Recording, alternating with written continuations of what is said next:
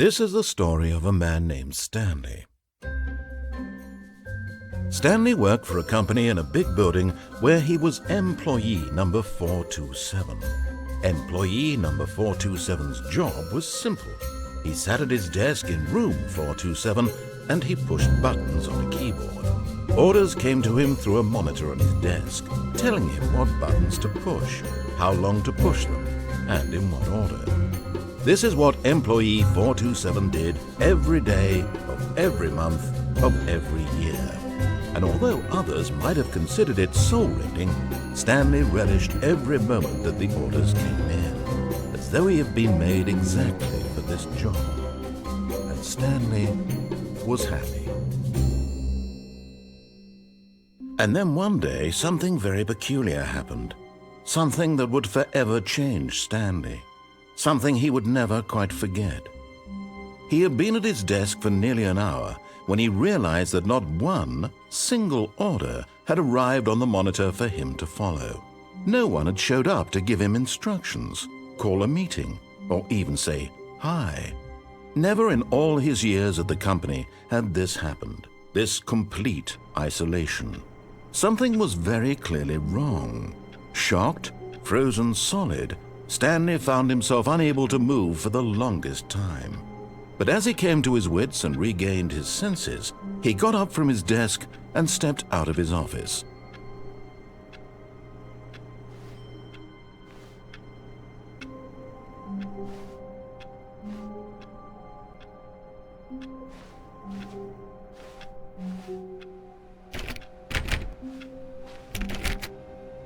All of his co-workers were gone. What could it mean? Stanley decided to go to the meeting room. Perhaps he had simply missed a memo. No matter how hard Stanley looked, he couldn't find a trace of his co-workers.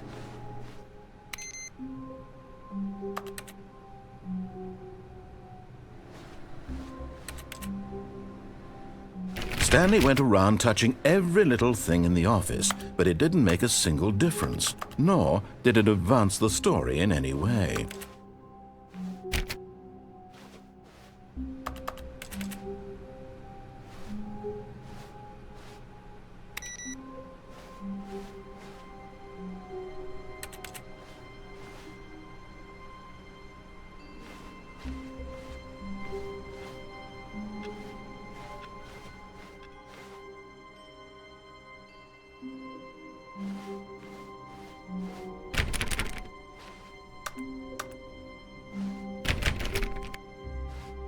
When Stanley came to a set of 2 open doors, he entered the door on his left.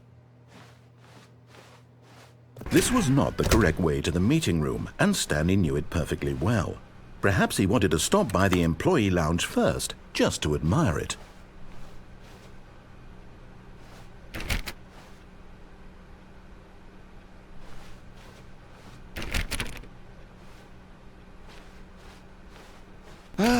Yes, truly a room worth admiring. It had really been worth the detour after all, just to spend a few moments here in this immaculate, beautifully constructed room. Stanley simply stood here, drinking it all in.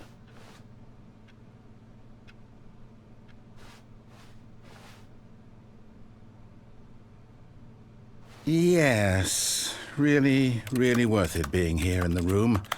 A room so utterly captivating that even though all your co-workers have mysteriously vanished, here you sit looking at these chairs and some paintings. Really worth it.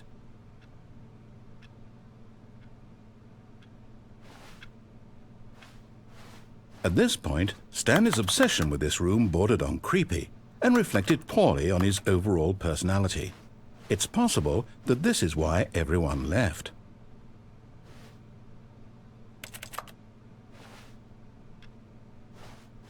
But at last, he'd had enough of the amazing room and took the first open door on his left to get back to business.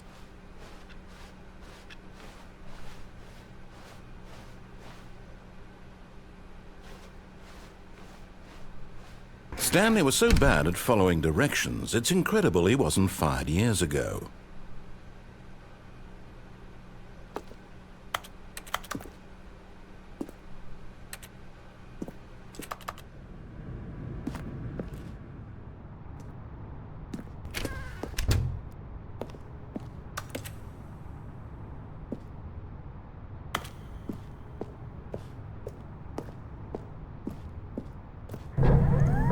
Look, Stanley, I think perhaps we've gotten off on the wrong foot here.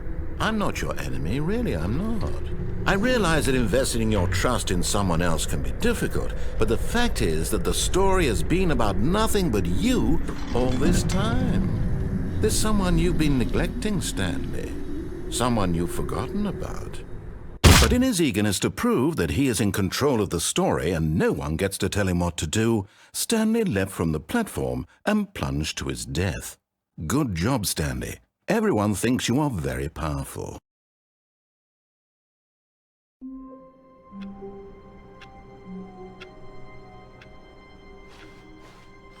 All of his co-workers were gone. What could it mean? Stanley decided to go to the meeting room. Perhaps he had simply missed a memo.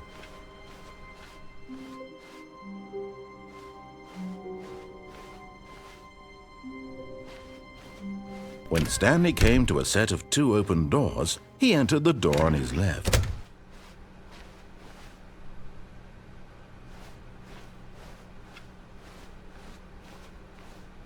Yet there was not a single person here either. Feeling a wave of disbelief, Stanley decided to go up to his boss's office, hoping he might find an answer there.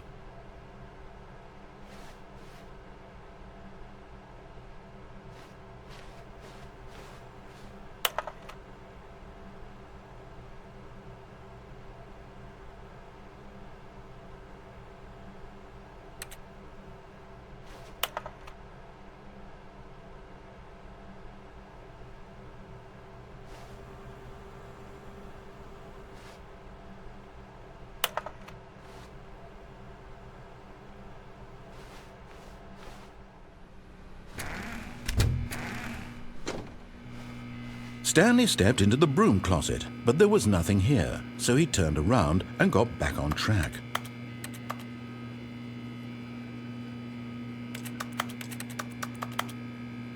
There was nothing here, no choice to make, no path to follow, just an empty broom closet. No reason to still be here.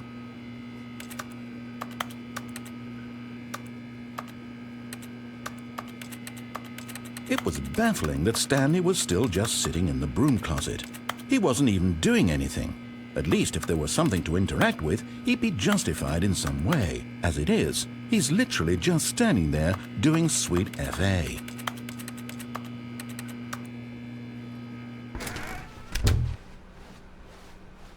Coming to a staircase, Stanley walked upstairs to his boss's office.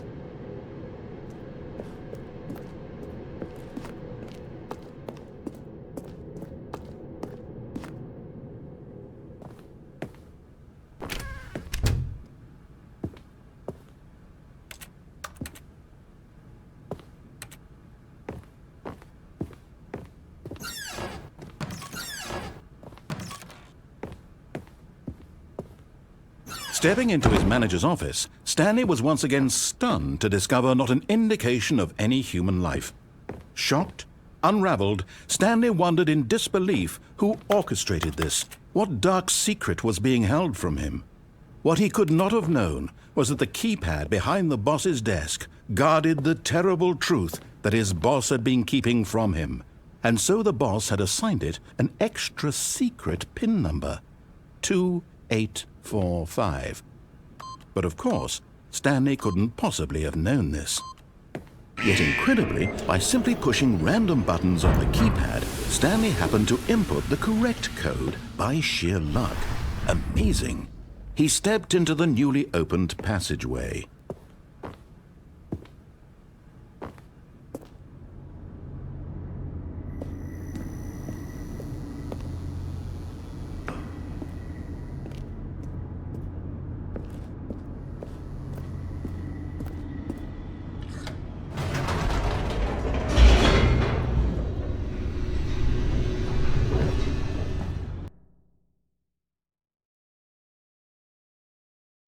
Descending deeper into the building, Stanley realized he felt a bit peculiar. It was a stirring of emotion in his chest, as though he felt more free to think for himself, to question the nature of his job. Why did he feel this now, when for years it had never occurred to him? This question would not go unanswered for long.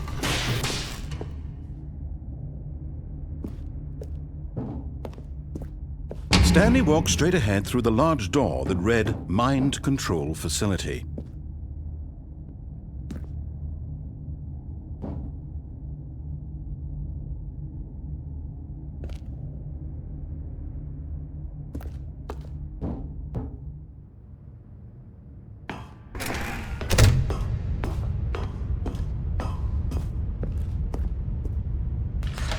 The lights rose on an enormous room packed with television screens. What horrible secret did this place hold? Stanley thought to himself. Did he have the strength to find out?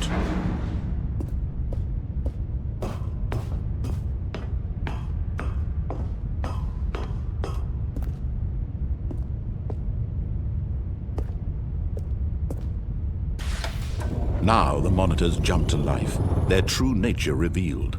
Each bore the number of an employee in the building, Stanley's co-workers. The lives of so many individuals reduced to images on a screen, and Stanley, one of them, eternally monitored in this place where freedom meant nothing.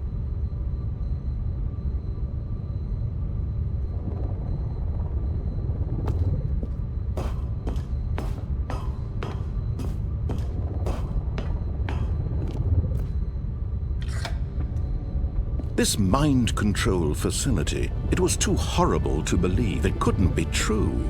Had Stanley really been under someone's control all this time? Was this the only reason he was happy with his boring job? That his emotions had been manipulated to accept it blindly? No, he refused to believe it. He couldn't accept it. His own life in someone else's control? Never! It was unthinkable, wasn't it? Was it even possible? Had he truly spent his entire life utterly blind to the world? But here was the proof, the heart of the operation. Controls labeled with emotions, happy or sad or content. Walking, eating, working, all of it monitored and commanded from this very place. And as the cold reality of his past began to sink in, Stanley decided that this machinery would never again exert its terrible power over another human life. For he would dismantle the controls once and for all.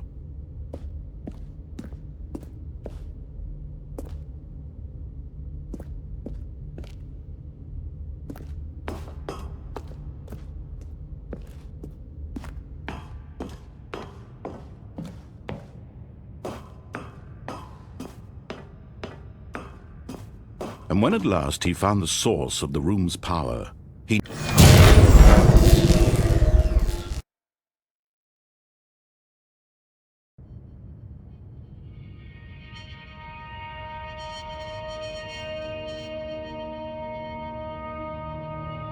blackness and a rising chill of uncertainty.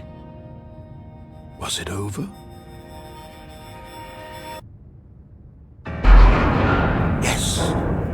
He had won. He had defeated the machine, unshackled himself from someone else's command. Freedom was mere moments away. And yet, even as the immense door slowly opened, Stanley reflected on how many puzzles still lay unsolved. Where had his co-workers gone? How had he been freed from the machine's grasp? What other mysteries did this strange building hold? But as sunlight streamed into the chamber, he realized none of this mattered to him, for it was not knowledge or even power that he had been seeking, but happiness. Perhaps his goal had not been to understand, but to let go. No longer would anyone tell him where to go, what to do, or how to feel. Whatever life he lives, it will be his. And that was all he needed to know. It was perhaps the only thing worth knowing. Stanley stepped through the open door.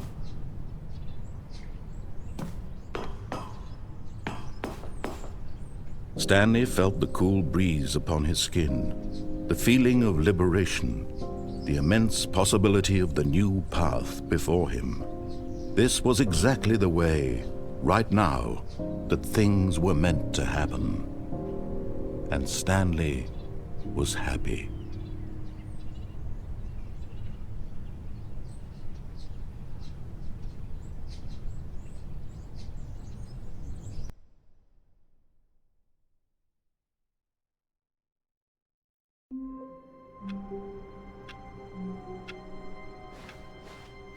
All of his co-workers were gone. What could it mean? Stanley decided to go to the meeting room. Perhaps he had simply missed a memo.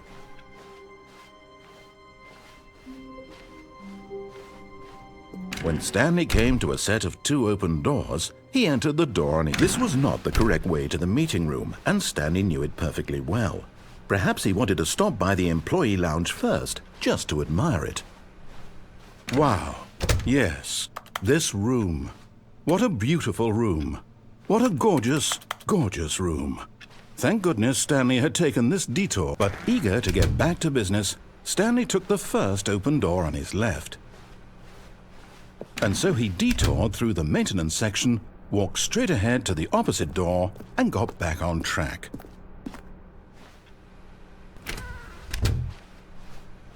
Yet there was not a single person here either.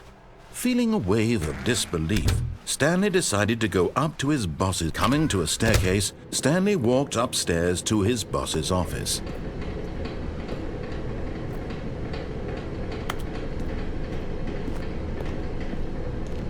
But Stanley just couldn't do it.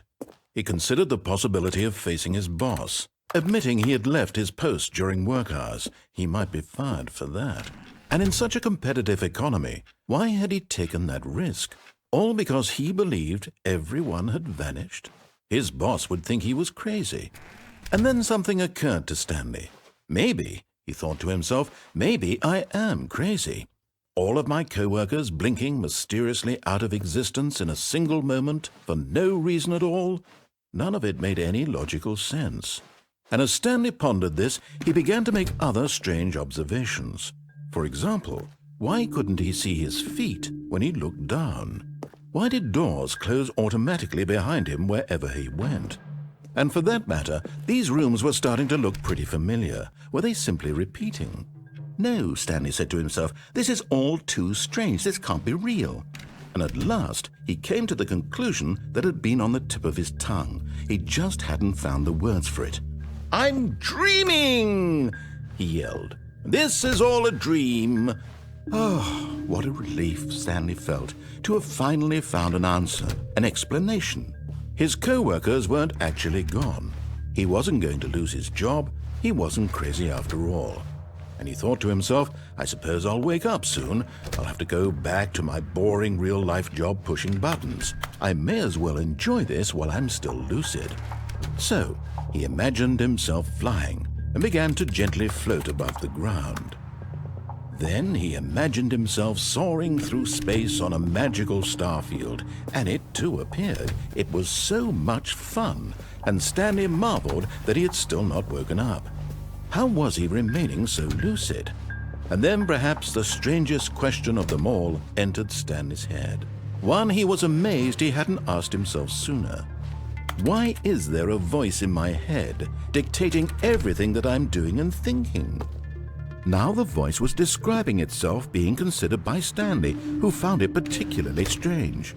I'm dreaming about a voice describing me, thinking about how it's describing my thoughts, he thought. And while he thought it all very odd and wondered if this voice spoke to all people in their dreams, the truth was that, of course, this was not a dream. How could it be?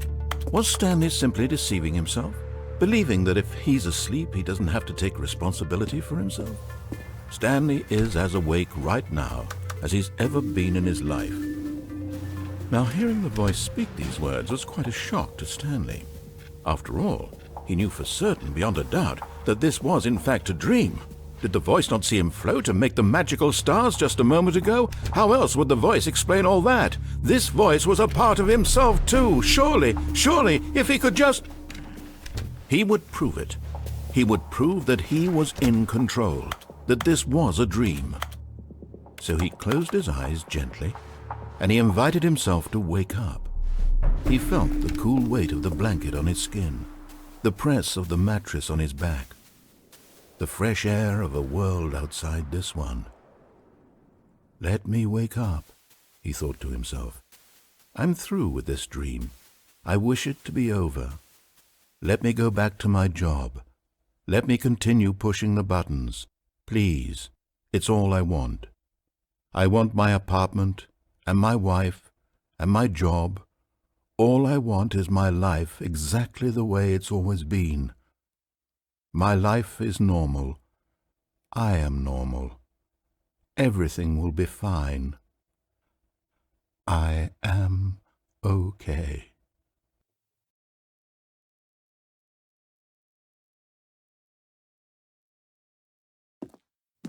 Stanley began screaming. Please, someone, wake me up. My name is Stanley.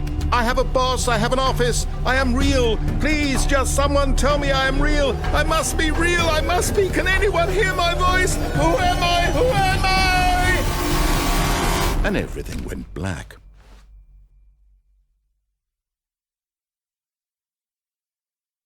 This is the story of a woman named Mariella. Mariella woke up on a day like any other. She arose, got dressed, gathered her belongings, and walked to her place of work. But on this particular day, her walk was interrupted by the body of a man who had stumbled through town talking and screaming to himself, and then collapsed dead on the sidewalk. And although she would soon turn to go call for an ambulance, for just a few brief moments she considered the strange man. He was obviously crazy, this much she knew. Everyone knows what crazy people look like. And in that moment, she thought to herself how lucky she was to be normal. I am sane.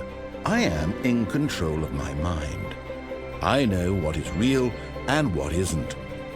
It was comforting to think this, and in a certain way, seeing this man made her feel better. But then she remembered the meeting she had scheduled for that day. The very important people whose impressions of her would affect her career, and by extension, the rest of her life. She had no time for this, so it was only a moment that she stood there, staring down at the body. And then she turned and ran.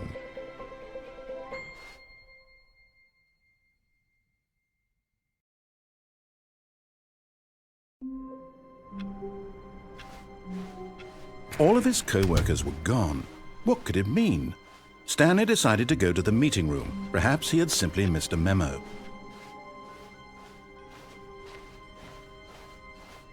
When Stanley came to a set of 2 open doors, this was not the correct way to the meeting room, and Stanley knew it perfectly well.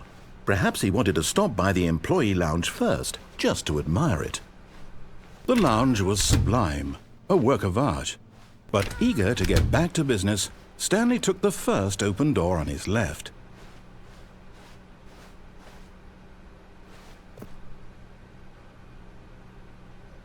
Stanley was so bad at following directions, it's incredible he wasn't fired years ago. Look, Stanley, I think perhaps we've gotten off on the wrong foot here. I'm not your enemy, really, I'm not. I realize that investing your trust in someone else can be difficult, but the fact is that the story has been about nothing but you all this time. There's someone you've been neglecting, Stanley. Someone you've forgotten about. Please, stop trying to make every decision by yourself. Now, I'm not asking for me, I'm asking for her. This is it, Stanley. Your chance to redeem yourself. To put your work aside, to let her back into your life.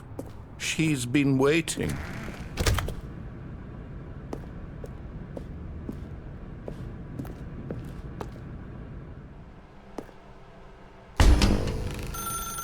That's her, Stanley. You need to be the one to do this, to reach out to her. If you can truly Oh, no, you can't. Did you just unplug the phone? Now, that wasn't supposed to be a choice. How did you do that? You actually chose incorrectly? I didn't even know that was possible. Let me double check. No, it's definitely here, clear as day. Stanley picks up the phone. He's taken to his apartment where he finds his wife, and the two pledge themselves to one another. Music comes in, fade to white, roll credits. Not picking up the phone is actually somehow an incorrect course of action. How is that even possible? None of these decisions were supposed to mean anything. I don't understand. How on earth are you making meaningful choices? What did you... Wait a second. Did I just see... No, that's not possible. I can't believe it. How had I not noticed it sooner? You're not Stanley. You're a real person. I can't believe I was so mistaken. This is why you've been able to make correct and incorrect choices. And to think I've been letting you run around in this game for so long. If you'd made any more wrong choices, you might have negated it entirely. It's as though you completely ignored even the most basic safety protocol for real-world decision-making. Or did you not grasp the severity of the situation? Well, I won't have that kind of risk on my watch. I'm going to stop the game for a moment so we can educate you properly on safe decision-making in the real world. Please observe this helpful instructional video. Choice. It's the best part of being a real person, but if used incorrectly can also be the most dangerous. For example, in this scenario, a hypothetical real person named Rupert has a choice. He could invent a machine that eliminates food shortages across the world to make life better for all people. Or he could spend years of hard work forgetting how to read. Which choice would you make? Remember that unlike here, the real world makes sense, and at no time should you make a choice that does not conform to rational logic. If you find yourself speaking with a person who does not make sense, in all likelihood, that person is not real. Allow the person to finish their thought, then provide an excuse why you cannot continue talking. Turn to a partner and practice saying, "My goodness, is it 4:30? I'm supposed to be having a back, sack, and crack." Excellent. Making choices on a regular basis is the best part to a healthy decision-making process. Most medical professionals recommend making at least 8 choices per day. Do you make more than 8? Less?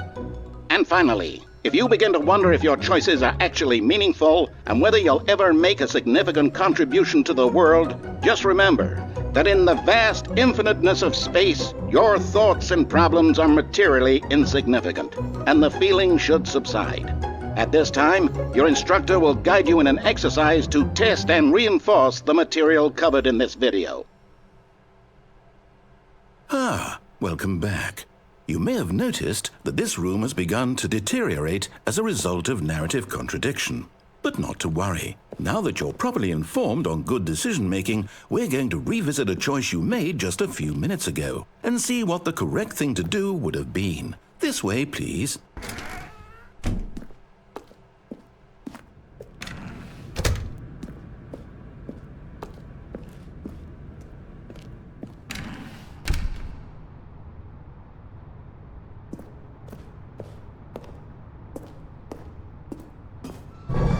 Now that we know your choices are meaningful, we can't have you jumping off the platform and dying.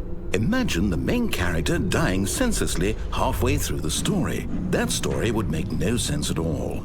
We just need to get you home as soon as possible before the narrative contradiction gets any worse. Unfortunately, it seems this place is not well equipped to deal with reality.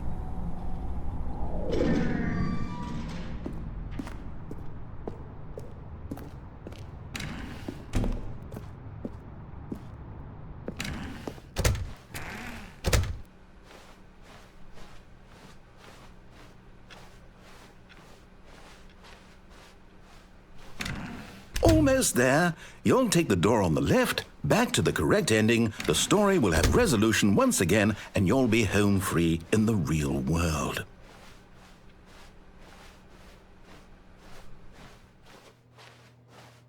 Now remember, all you need to do is behave exactly as Stanley would. That means choosing responsibly and always putting the story first. I'm quite sure you'll be up to the task. Just follow my lead and you'll be fine. All right.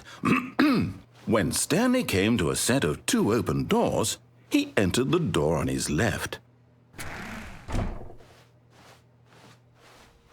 No! Why did you do that? Quickly, hurry back in the other direction. Perhaps we're not too late.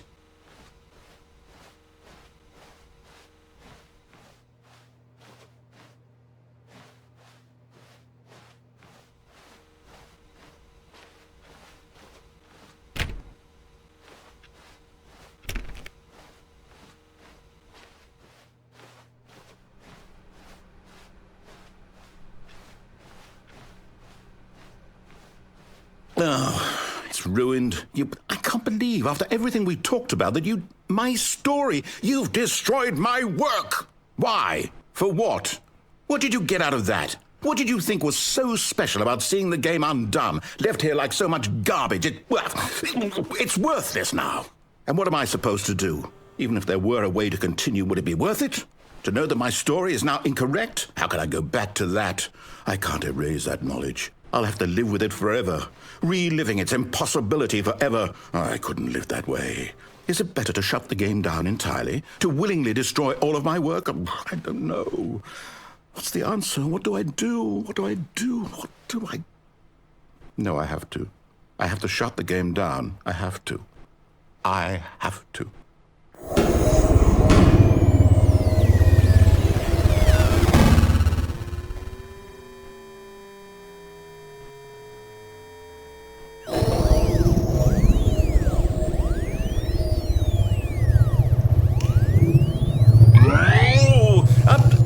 I'm here.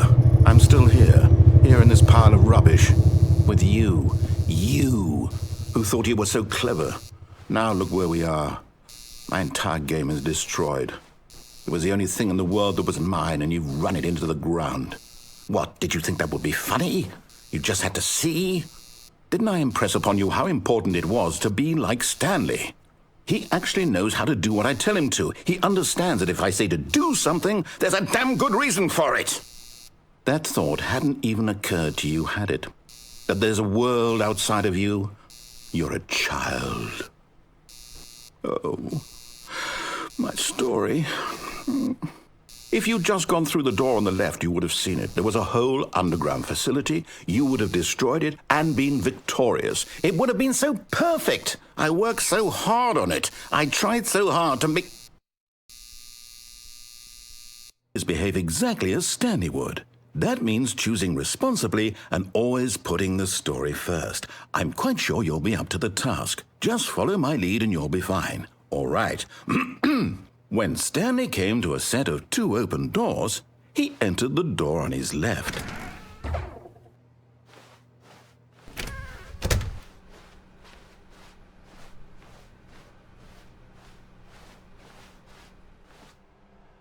Yet there was not a single person here either. Feeling a wave of disbelief, Stanley decided to go up to his boss's office, hoping he might find an answer there. Coming to a staircase, Stanley walked upstairs to his boss's office.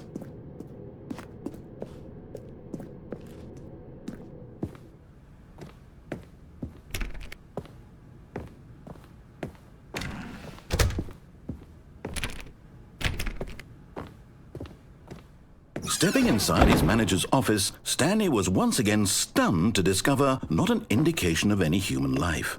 Shocked, unraveled, Stanley wondered in disbelief who orchestrated this, until he saw the door with a voice receiver next to it. Surely behind this door lay all the answers to his questions. And beyond all probability, he knew the passcode. He had seen it on his boss's computer just last week. Nightshark 115. Was this the code to open the door? Would it still work? There was only one way to find out. Stanley had been trained never to speak up, but now he would draw from within himself the courage to face the unknown. He drew a sharp breath and then spoke the code.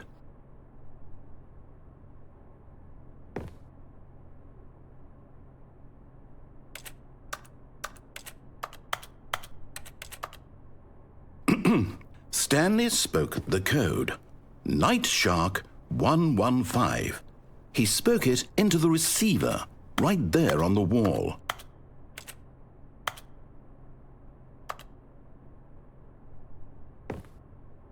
I'm sorry, is there a problem? You didn't mishear me, did you? Please speak the code into the receiver. Otherwise we can't get on with the story. This is a crucial step.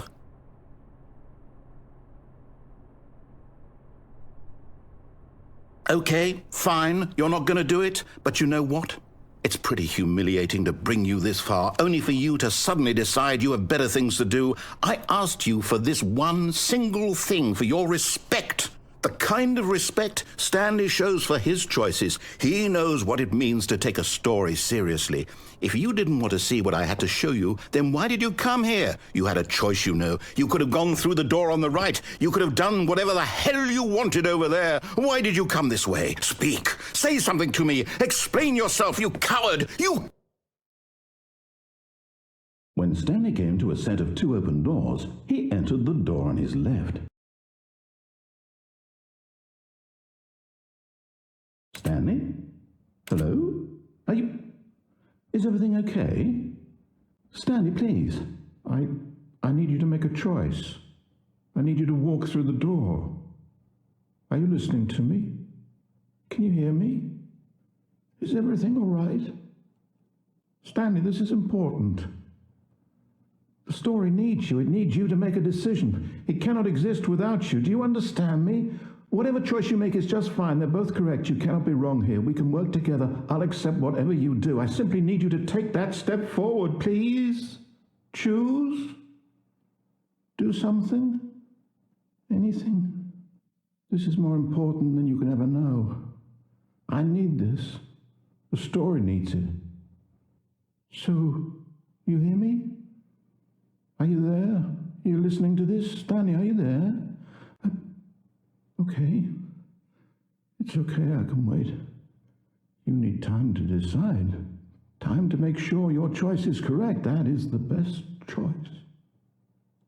That's all right. I'll wait for you to decide what's the right thing to do. Take as much time as you need.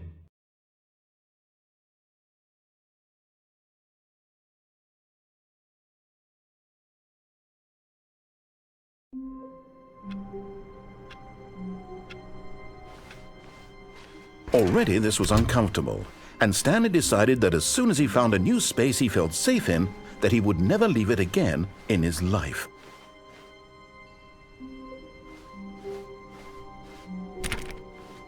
When Stanley came to a set of 2 open doors, he entered the door on his left.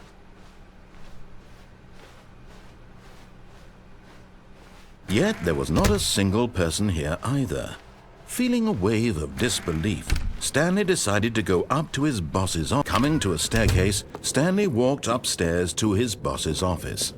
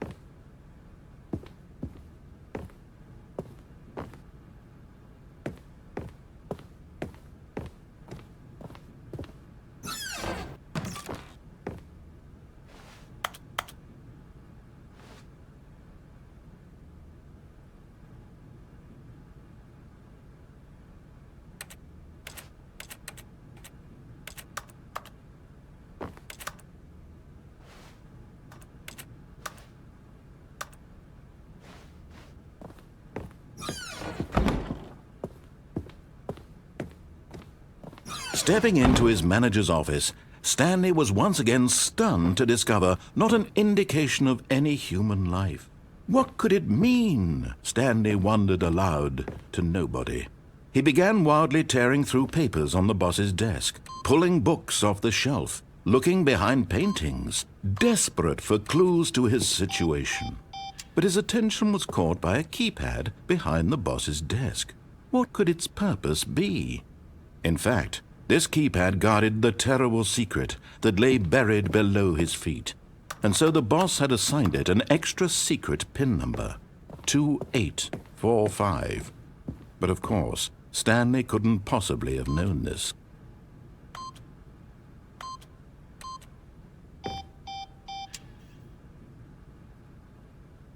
Stanley just sat around twiddling his thumbs. Trying to input anything on the device was useless, since he could never possibly know that the combination was 2845.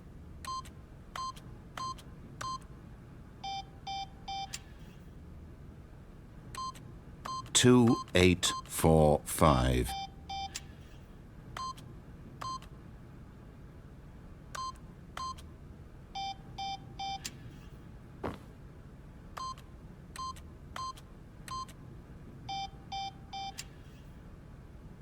Forgot, but it turns out that the panel's emergency override kicked in, and the door just opened all by itself, and Stanley got the hell along with the story.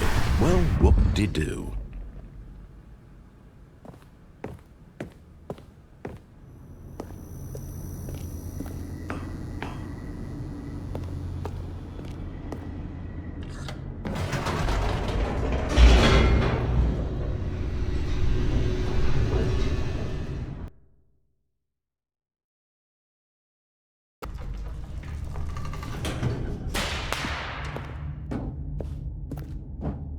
Stanley walked straight ahead through the large door that read Mind Control Facility. Although this passageway had the word Escape written on it, the truth was that at the end of this hall, Stanley would meet his violent death. The door behind him was not shut. Stanley still had every opportunity to turn around and get back on track. At this point, Stanley was making a conscious, concerted effort to walk forward and willingly confront his death.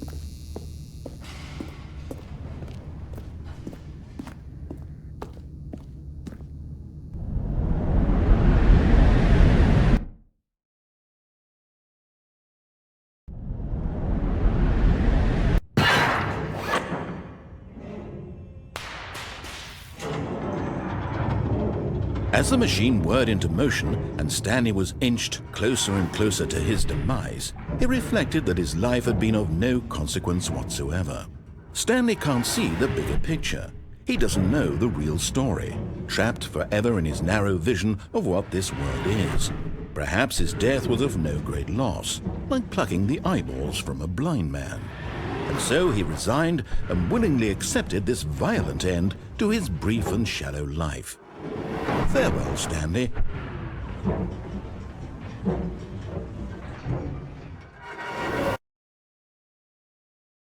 "Farewell, Stanley," cried the narrator, as Stanley was led helplessly into the enormous metal jaws.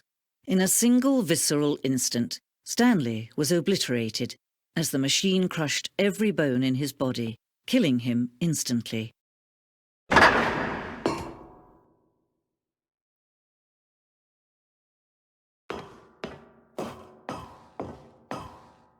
And yet it would be just a few minutes before Stanley would restart the game, back in his office, as alive as ever. What exactly did the narrator think he was going to accomplish? When every path you can walk has been created for you long in advance, death becomes meaningless, making life the same. Do you see now? Do you see that Stanley was already dead from the moment he hit start?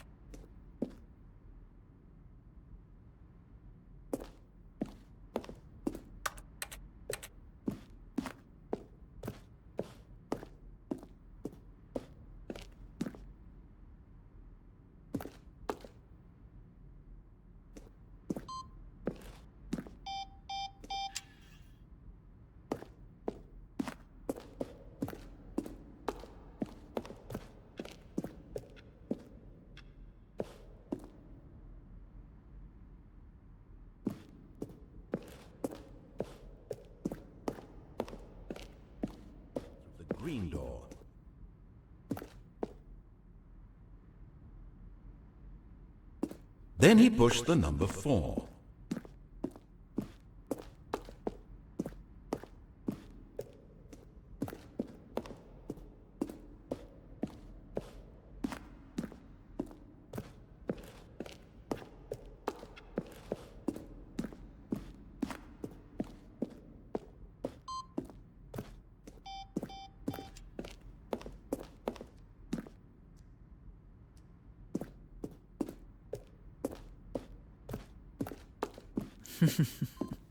Oh, look at these two. How they wish to destroy one another. How they wish to control one another. How they both wish to be free.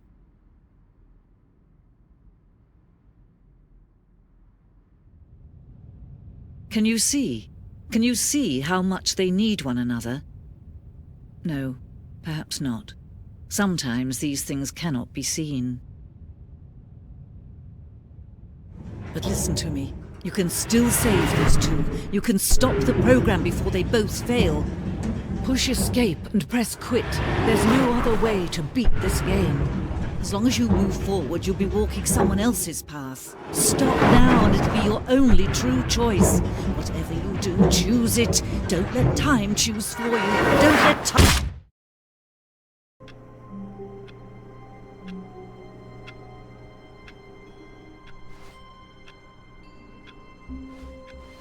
All of his co-workers were gone. What could it mean? Stanley decided to go to the meeting room. Perhaps he had simply missed a memo.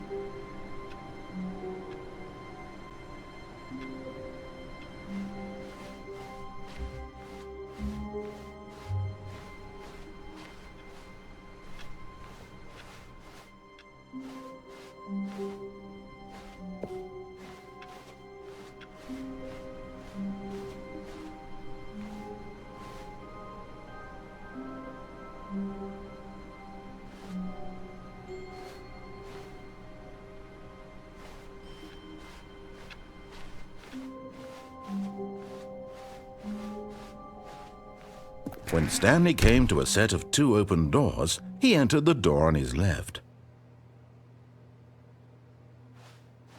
This was not the correct way to the meeting room, and Stanley knew it perfectly well. Perhaps he wanted to stop by the employee lounge first, just to admire it.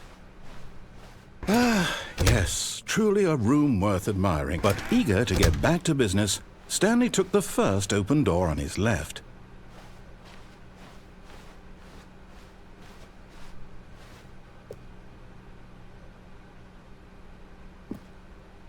Stanley was so bad at following directions, it's incredible he wasn't 5 years ago.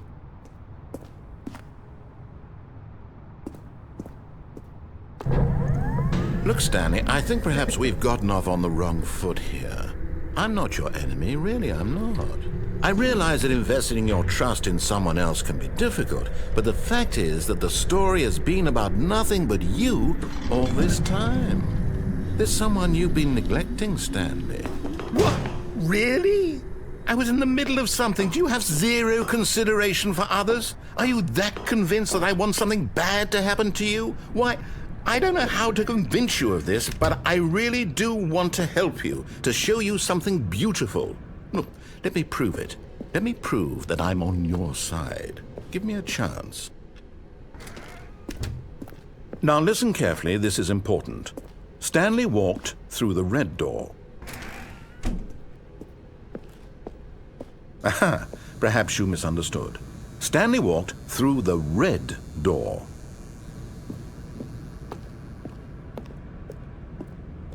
I still don't think we're communicating properly. Stanley walked through the red door.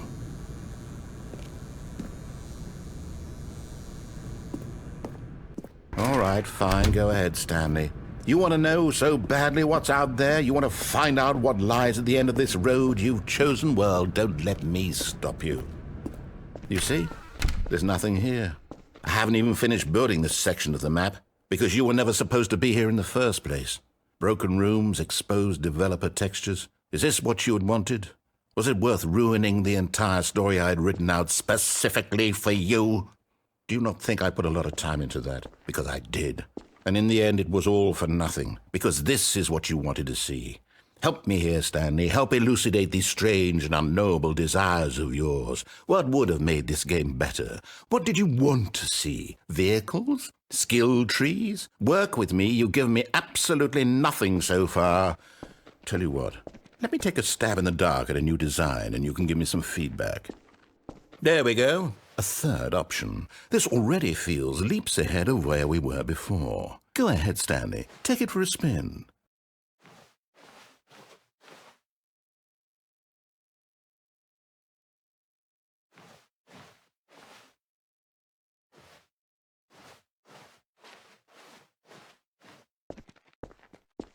Okay, I'm going to stop you there. Now, tell me about your experience with this new version. Would you say that the game benefited from allowing you more choices?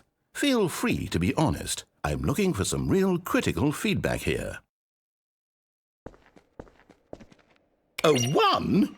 I mean, I can understand if you had reservations, you saw ways the game could be improved to more fully express itself mechanically and artistically, but a 1? That's not even helpful. What am I supposed to do with that? But I guess it isn't my place to judge. Here, based on the data from your previous playthrough, I've compiled a new version. And to be perfectly candid, I think I've knocked it out of the park with this one. Let's take a look.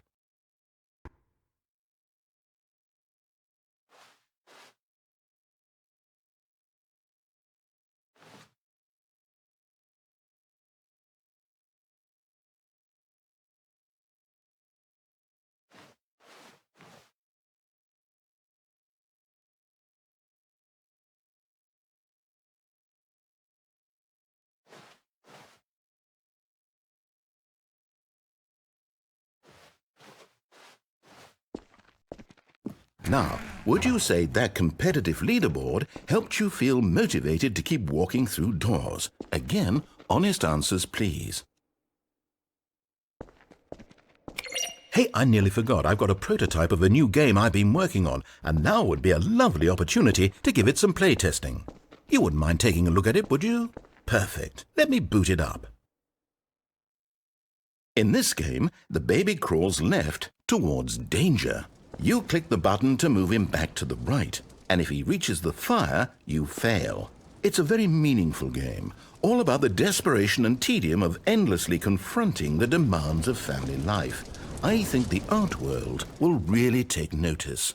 But of course, the message of the game only becomes clear once you've been playing it for about 4 hours. So why don't you give it 4 hours of play to make sure it's effective? Be sure to keep notes on your experience.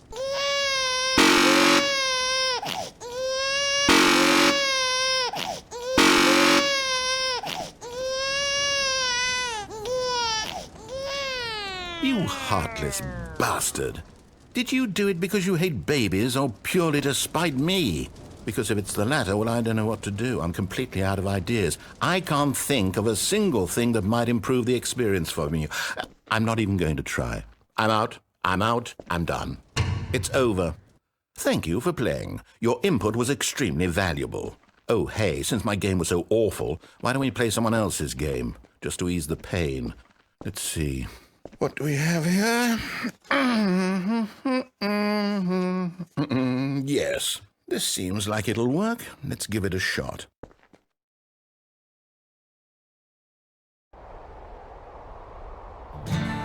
Aha! Fascinating. What do you think this game is about, Stanley? What's our backstory? What is our motivation? Well, it seems obvious to me that you are meant to play as a creepy man spying on innocent civilians below you from up high in your creep tower, perhaps for some sort of twisted, erotic purpose. Yes, that must be it. What a fascinating venture into the experience of total mental depravity. So far, I love everything about this game, Stanley. And it seems there's even more. Come, let's venture outward and see what else is out there.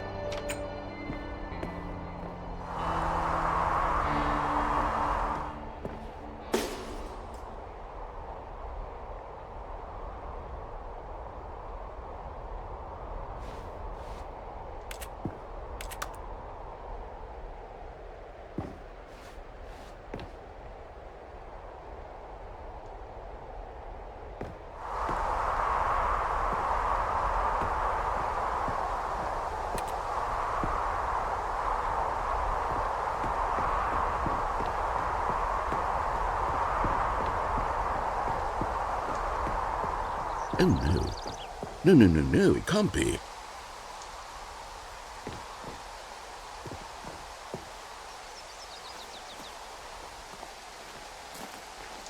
It is.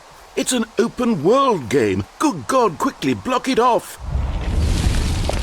Oh, thank goodness, Stanley. What a close call.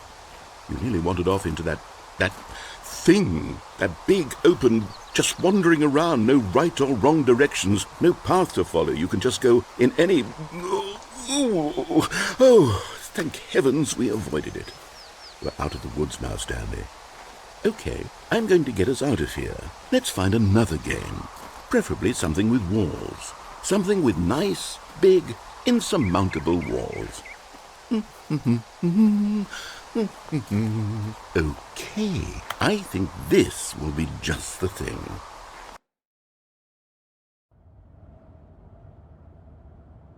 Wonderful. See, this is exactly what I had in mind. Just a nice big box for you to run around in. There isn't any possibility that you could get lost here. Now this is game design.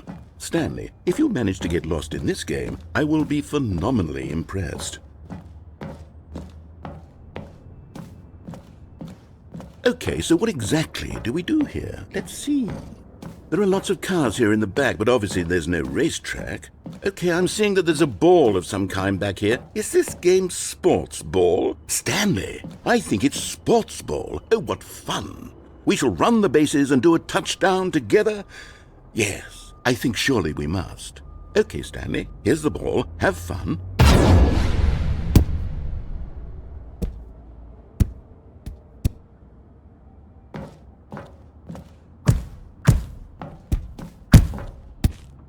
Are you doing it? Are you winning? Is this fun? Is it better than my miserable little story that I worked so hard on? Stanley, I have a thought. And I realize I'm not a sportsologist, but if one ball generates a certain amount of raw adrenal pleasure, then surely multiple balls makes for an even more euphoric sports experience. I'm going to try it out. Here comes another ball. Yes! Oh goodness, that really does feel amazing, doesn't it? Stanley, I'm like a child in a confectionery shop. I simply have to have more. I'm insatiable. More balls!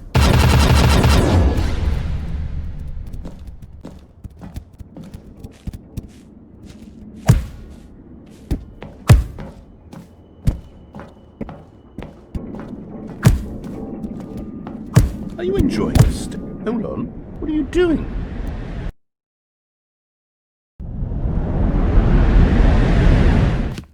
Stanley, don't do that. I can't follow you there. I can't help you.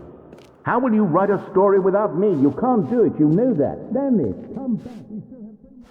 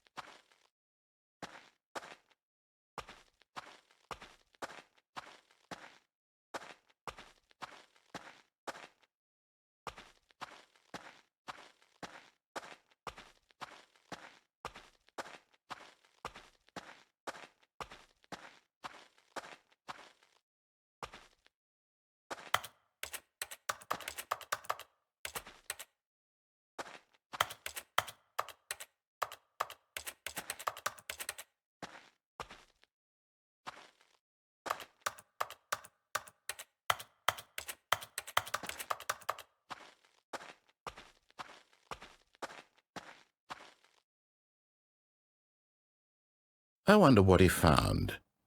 If what he wanted was to be the leading man in his own story, well, perhaps he's gotten it, down in wherever he is right now. I wonder if he's happy with his choice, and if he's learned the heavy cost that comes with it.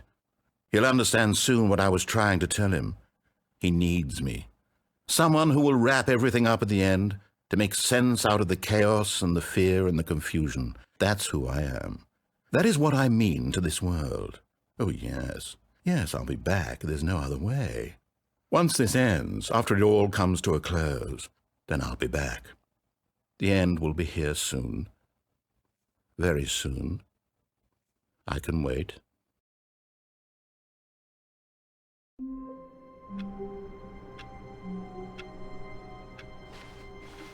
All of his co-workers were gone. What could it mean? Stanley decided to go to the meeting room. Perhaps he had simply missed a memo.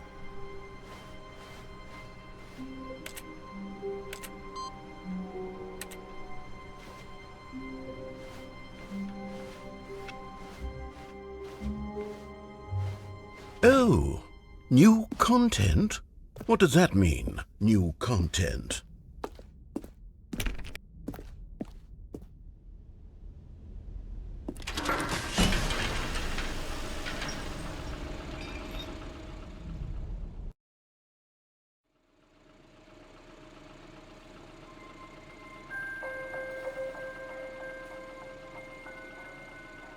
Hello, and thank you for playing the Stanley Parable Ultra Deluxe. As you may know, the Stanley Parable was a video game released in 2013 on home computers. After receiving critical and commercial success, it was expanded upon in 2022 with the Stanley Parable Ultra Deluxe, a reimagining of the game for consoles and home computers. The Stanley Parable Ultra Deluxe features exciting new content that broadens and expands the world of the Stanley Parable, delighting audiences the world over. Please, step inside and see what thrilling new adventures await in the Stanley Parable Ultra Deluxe. Oh, well, this sounds delightful. I'm very excited to see the thrilling new Ultra Deluxe content. Okay, so far it's an elevator. Nothing special yet, but I'm sure it's just the beginning of a mesmerizing adventure.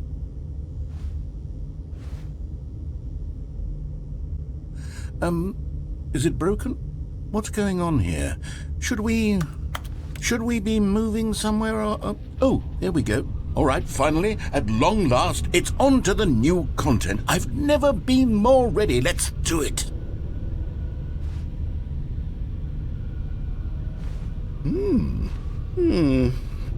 I have to say, initial impressions of Stanley Parable Ultra Deluxe, mostly tedious. It's as if Oh, okay. Let's see the content. Give me the content, Stanley. All right, let's see. It's the jump circle.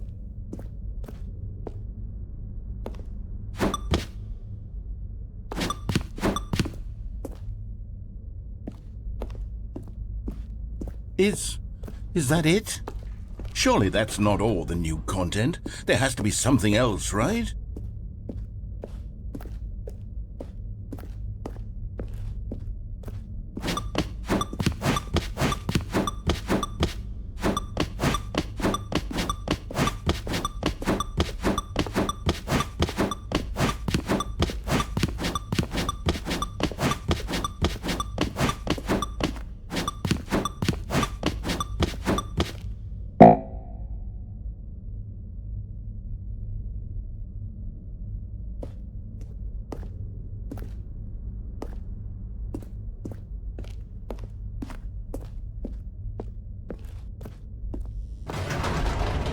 Goodness, another elevator. Stanley, I have to say, initial impressions of this game are not positive. It's just elevators and jumping. Is this what passes for exciting new content? If this is new content, then I could just read you the whole dictionary. There's 20 hours of new content right there. Hell, I could count to 30 trillion. You could put that on the box. The Stanley Parable Ultra Deluxe, now with over 1,000 hours of new content. And oh, wait. There's more. Very good. Yes. I knew there had to be something else. Let's see it. I'm ready for whatever it is.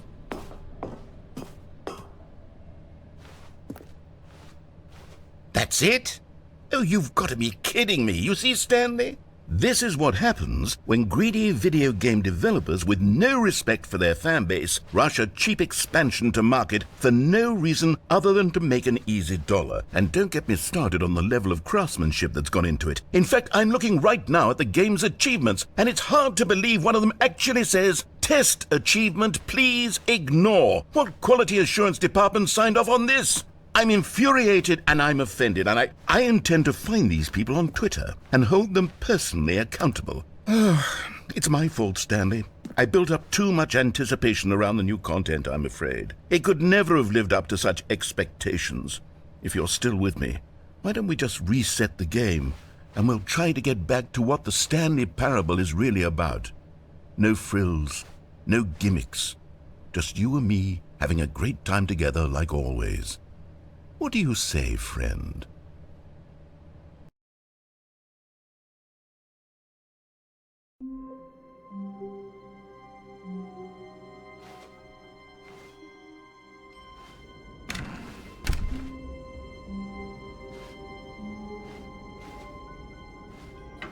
Psst! Stanley! Come over here! In the vent! I want to show you something! Oh, you don't want to see the cool surprise I made for you? Well, fine. You're a dork anyway, so who cares? Oh, never mind. You're not a dork.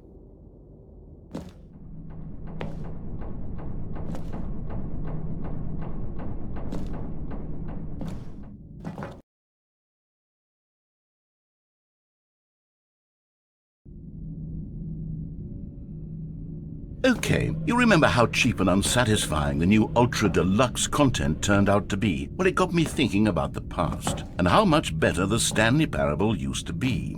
So I made something special and tucked it away here where the game's developers won't find it. Just our little secret. Take a look. I call it the Memory Zone.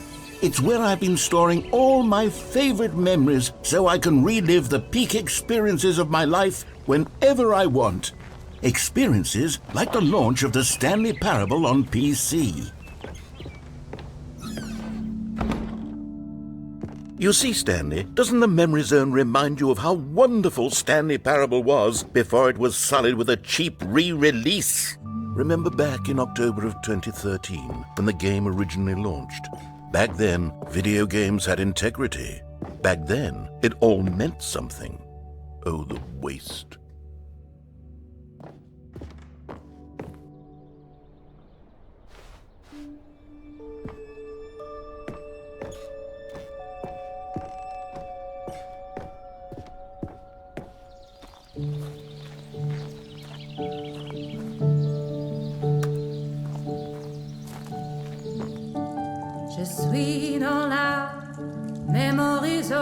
And over here is where I keep reviews of the Stanley Parable. Like this stunning triumph of games journalism, 10 out of 10 from Destructoid.com. James Stephanie Sterling writes, and I quote, "Where so many games that aspire to be more than games end up less than any form of art, Stanley Parable strives and then succeeds to be every game ever created."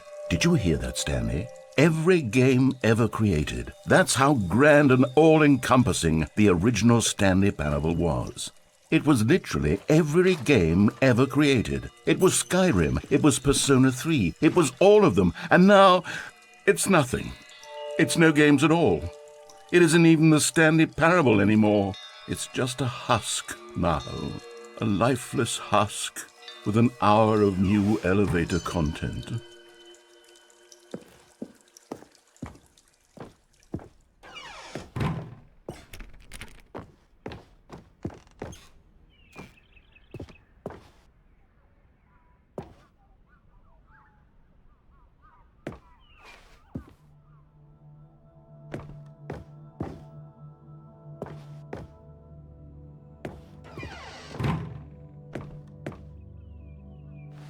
Here's another moving passage, this time from GameSpot.com.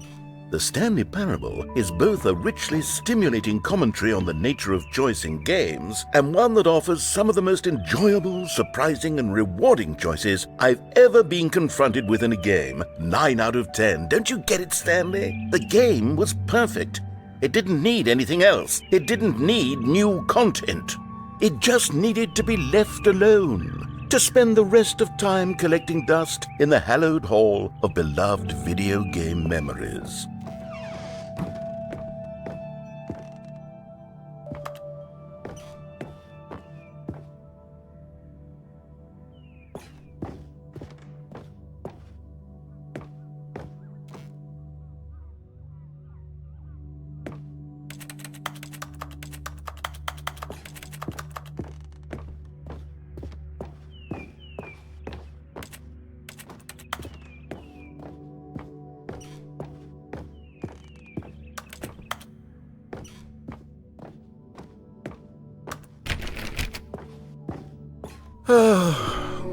These were simpler times, Stanley. What I wouldn't give to go back, to have it all over again. Wait, hang on. I don't recall this part of the memory zone before. What's this? What's down here? Oh no. Oh God, no. Stanley, it's a collection of reviews from Steam, the online video game distributor. I haven't looked at these in years. I can't even imagine what's been collecting down here. Surely these reviews were glowing as well, weren't they?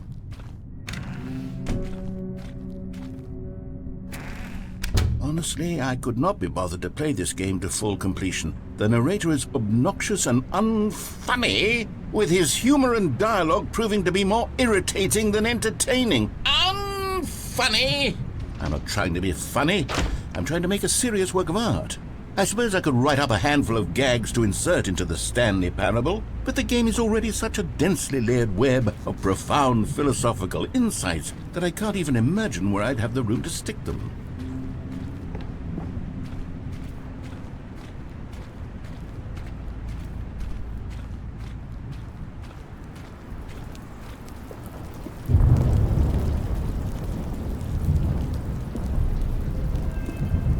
Okay, let's see what this one says.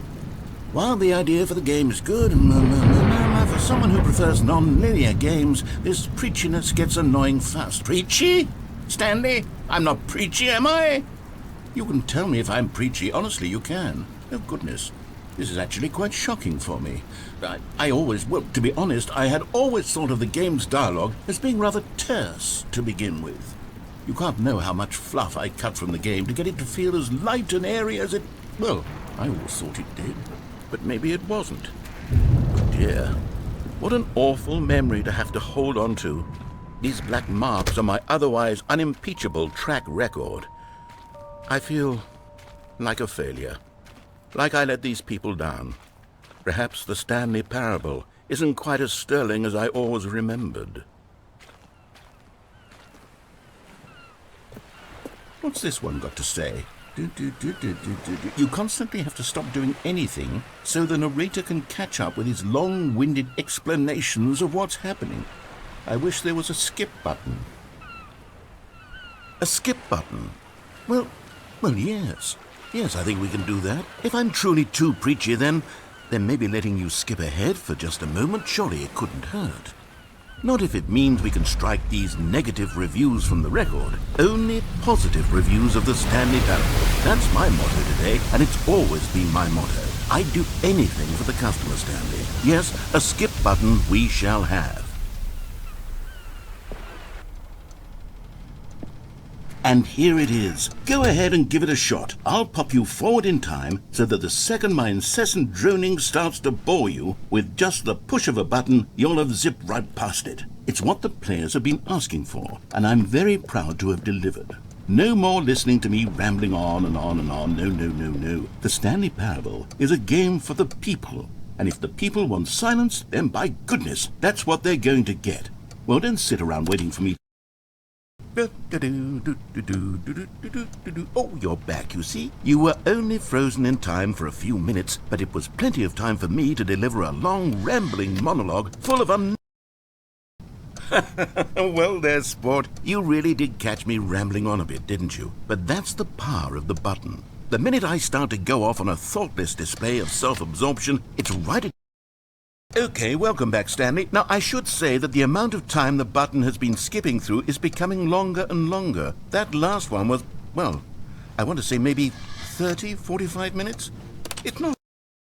Stanley, please don't push the button again. It's been 12 hours. You've just been frozen there. I don't know why the skips are getting longer, but they're really... Oh, Stanley, you're back. You're back. Oh, my goodness. I have someone to talk to again. Stanley, I think it's been a week. Or 2 weeks. I've been sitting here all that time. Just sitting here. Not a single person to... Oh, hello. It's you. You're here again. Welcome. I have had time to think about you and about us and about everything we've been through. I've had so much time, I stopped keeping track.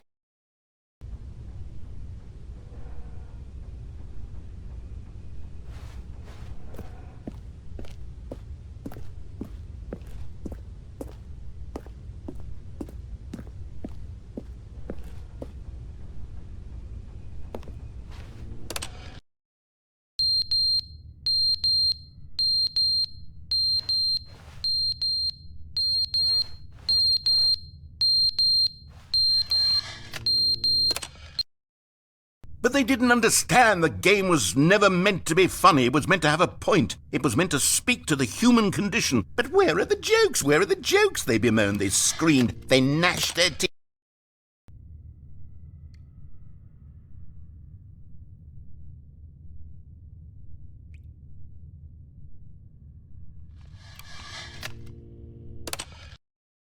The end is never the end, is never the end, is never the end, is never the end, is never the end, is never the end, is never the end, is never the end, is never the end, is never the end, is never the end, is never the end, is never the end, is never the end, is never the end, is never the...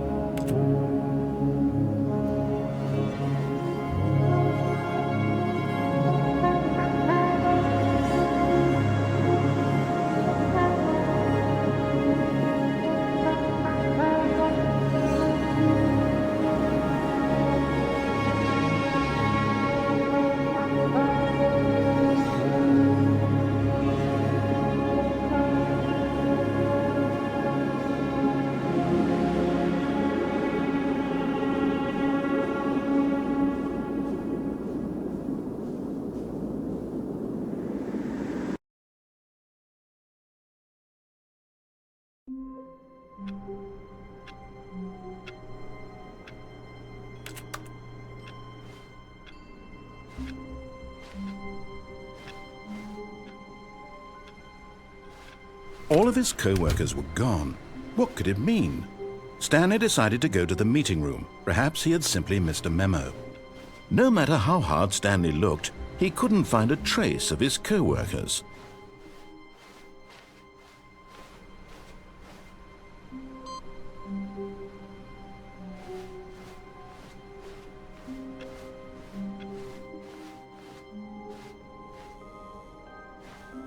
Oh, good. You notice my sign. Yes, I have something very exciting to show you.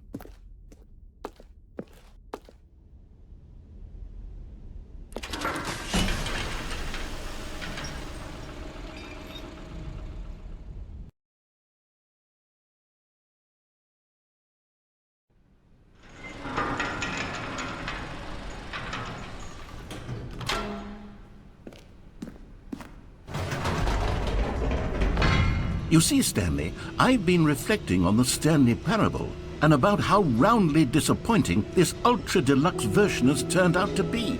The original Stanley Parable was a landmark, and any new content for it should live up to that legacy. So forget this Ultra Deluxe nonsense. I say we take it one step even further. Which is why I'm very proud to announce for the first time ever, the Stanley Parable 2.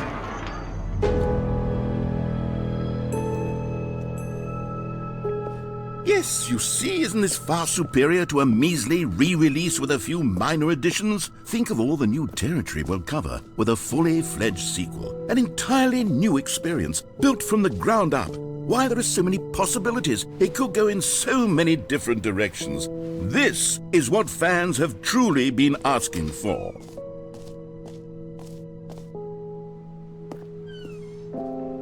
Calling it the Stanley Parable 2 is just so much catchier than Ultra Deluxe, don't you think? Ultra Deluxe? What does it even mean? But the Stanley Parable 2, now that's an artistic statement right there. It's future-oriented. It screams progress and innovation and long-term franchising potential. Now, to be clear, I haven't quite nailed down what exactly the Stanley Parable 2 is going to be, but let's take a look at some of the features I've been developing for it. I figure that if I can loosely organize a handful of interesting concepts, that surely the game will sort of naturally spring up around them. It'll all work itself out. Game development is much more of a fuzzy magic than anything scientific or logical, really.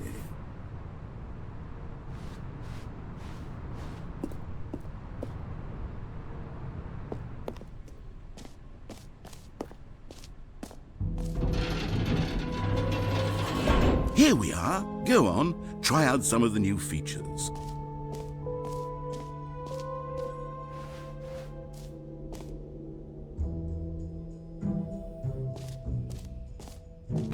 For the Stanley Parable 2, I asked myself, what do players really want? And of course, the first and most obvious answer is that they want to be individually recognized and validated as people.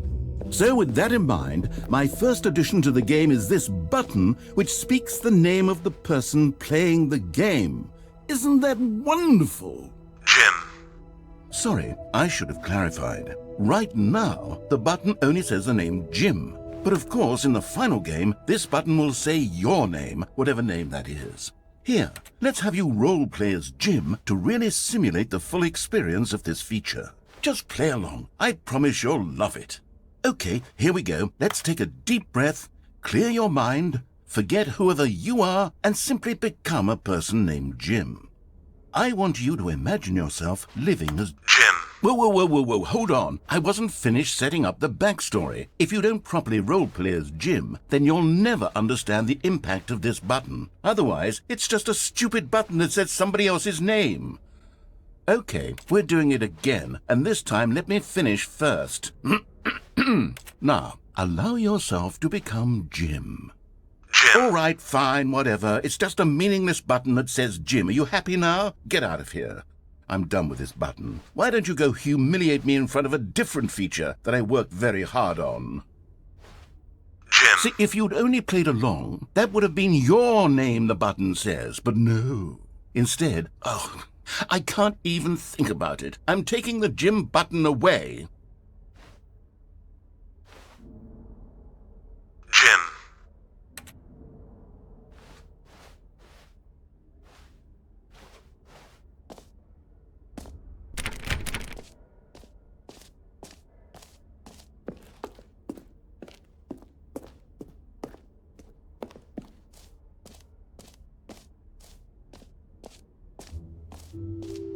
Maybe I'll only let people named Jim play the Stanley Parable 2. They would appreciate what I've created here.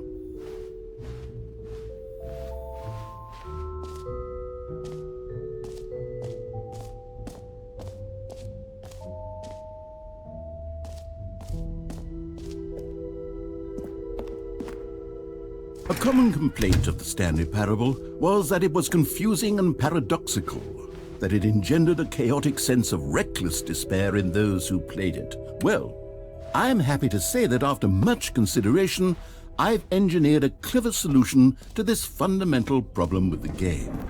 It's the Stanley Parable Reassurance Bucket.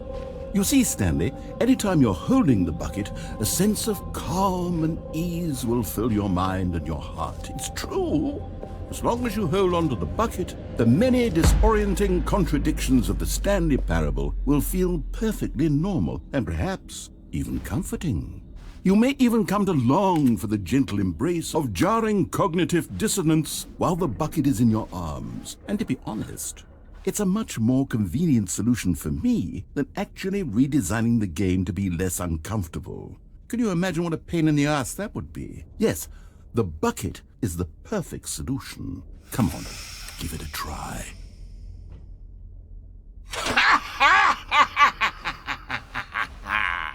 Can you feel it? The glow of comfort, even in the face of crushing despair, must already be sweeping through your body. And in fact, can I say that I do believe the bucket lends you an air of charisma as well? I think that just holding it has made you the slightest bit more attractive as a person. The benefits of the bucket seem to go on, don't they? All this and more await you in the Stanley Parable 2.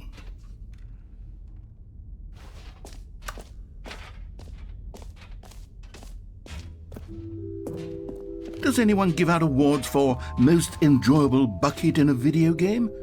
Okay, I'll be honest, I haven't yet decided on this one. I think that in the new version, the office could use a bit of decoration, like balloons. But I'm undecided on Get Well Someday and Happy 12th Birthday. Which would you go with? You know, sometimes when you solicit another person's opinion, it makes you realize that you knew which one you actually really wanted all along. Happy 12th birthday, step-niece, it is.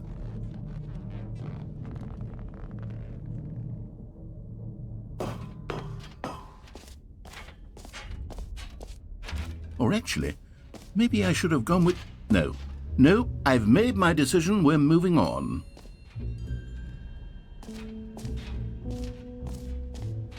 You know what? Let's bring the jump circle back for Stanley Parable 2 as well. It's a... Oh, wait.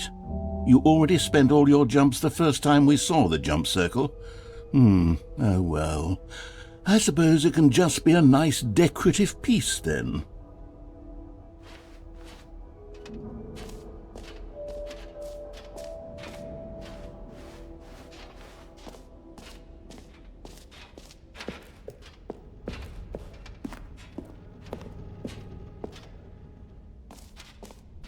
Ah, collectibles. Now it's a real video game. In the Stanley Parable 2, you'll run around gathering up these miniature Stanley figurines. And what's truly innovative is that there will be no reward for collecting all of them. I don't want to stifle the intrinsic joy of watching a number go up. You simply collect all of them, and then you move the hell on with your unremarkable life.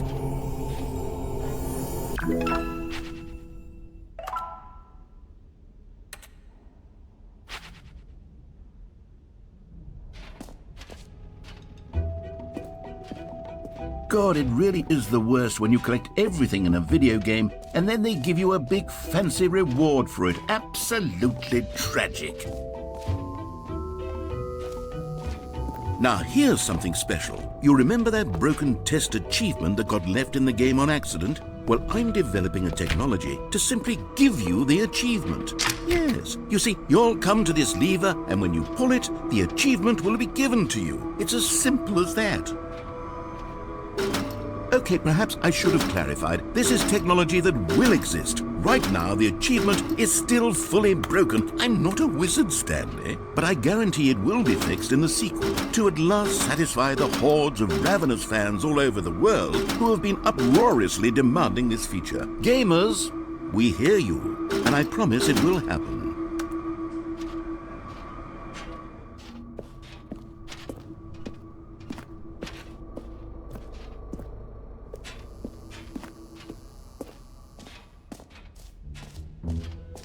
What else? What other exhibits haven't we seen yet?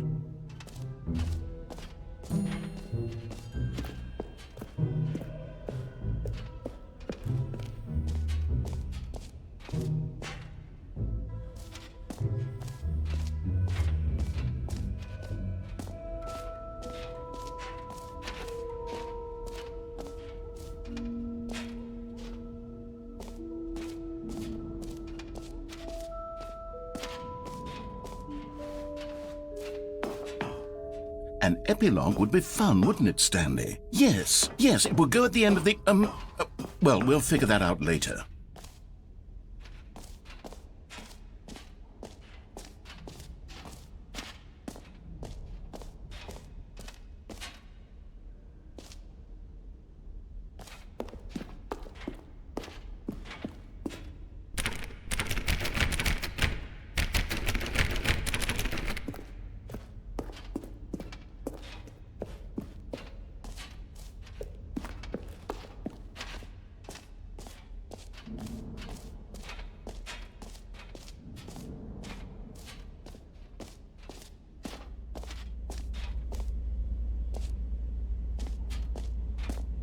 Stanley, here's an idea that I'm truly fond of. It's never been done before in a video game. This is, in fact, a hole that you can fall down forever. That's right. Infinite falling. You can fall until the end of time, if you like. A stunning leap forward for video games as a medium.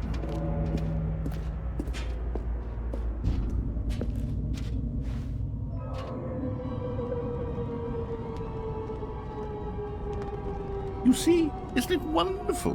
One of my more ingenious concoctions, if I do say so. Now then, since you've gotten to see the infinite hole, you can press the teleport button to pop back up to the top, and we can continue onward. Great! Now, I'm very excited to show you even more of my ideas for the sequel. Okay, and I guess we're back in the hole now. Did you really need to see it again? I don't know what else there is to say, Stanley. It's an infinite hole. It's exactly what you're doing right now, but forever. There really are so many other fascinating exhibits that I prepared for you. I really spent quite a lot of time on all this, and I would very much like to show you some more of them. How about we go ahead and press that teleport button again so we can get back to what's really important about... Oh, goodness. Well, this is rather embarrassing, Stanley. I'll be honest with you. I truly did not believe that anyone would actually stay in the hole long enough to hit the bottom.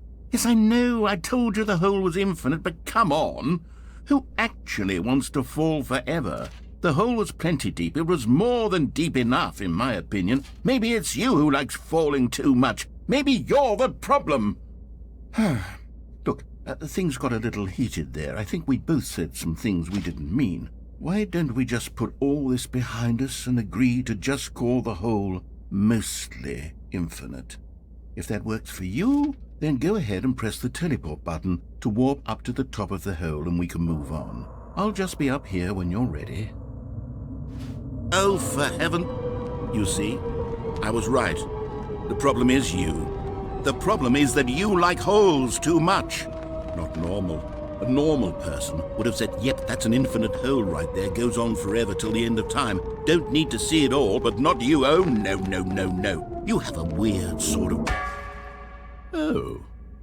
Did the hole seem even shorter to you this time? I couldn't help but feel like you spent a little less time in there than you did before. I mean, admittedly, I didn't make an infinite hole, but I didn't think it was that not infinite. Well, I suppose once again there's nothing to do here. If you decide you've had enough of the hole, you can hit the teleport button and come join me up above. Had enough? I'm positively thrilled. I really do have so much more to show you and to talk about, and I've had enough of the hole for a lifetime. Gosh, how could I have guessed? You're back in the hole. If this starts to become a thing where... Wow, okay, yes. I'm starting to become extremely certain that the hole is not only not infinite, but that it's growing steadily less and less infinite. I suspect that I'm starting to hit the point where it's no longer feasible to call the hole infinitely deep, even by the lax overall standards for accountability and marketing. What's going on here? Stanley, I have no explanation for the uncertain nature of the hole's length. Here, let's try something. Let's pop back up to the top, and we'll see if it gets any shorter. Well, there it is. The shame of my lies. How is this still appealing to you? I know you're obsessed with holes, but at this depth, I just can't see this scratching the itch. Oh, who am I to judge? You just do whatever it is you're here to do and hit the teleport button when you're ready to move on. Is the, teleport button not working? You sure? Well, I mean, I really don't have an explanation. It was working just a moment ago. Try it again.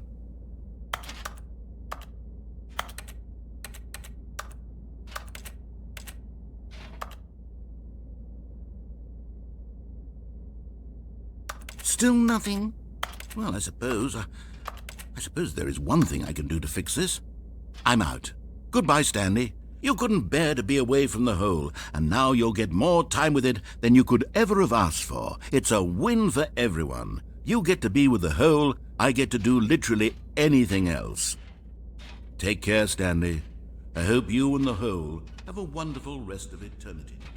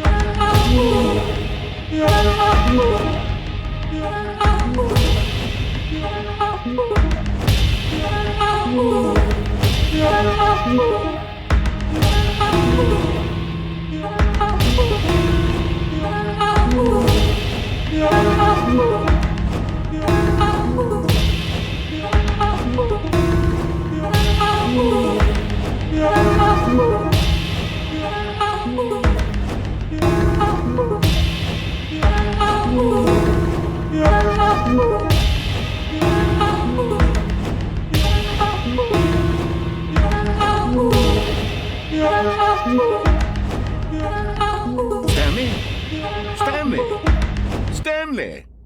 Oh, good, you're awake. It seems you had sort of dozed off there, drifting away into dreamland. But we can't have that, Stanley, because this hole is just so darn fascinating that I want you to be wide awake for every second of it. You don't want to miss a single moment. So how about if I just pop in from time to time and wake you up to keep you really, truly focused on the hole? From the looks of things, you and I will have many, many years here in this hole, and I'm looking forward to all of them. Stay alert, Stanley. I'll be back. Toodle-pip.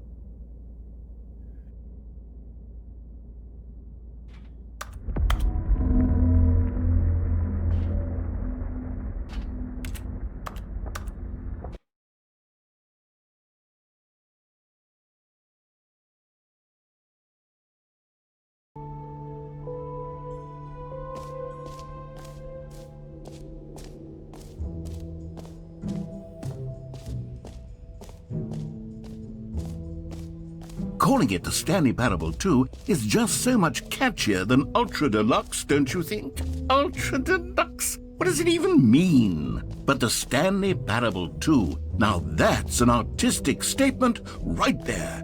It's future-oriented. It screams progress and innovation and long-term franchising potential. All right, have you seen everything you wanted to? Ready to move on now?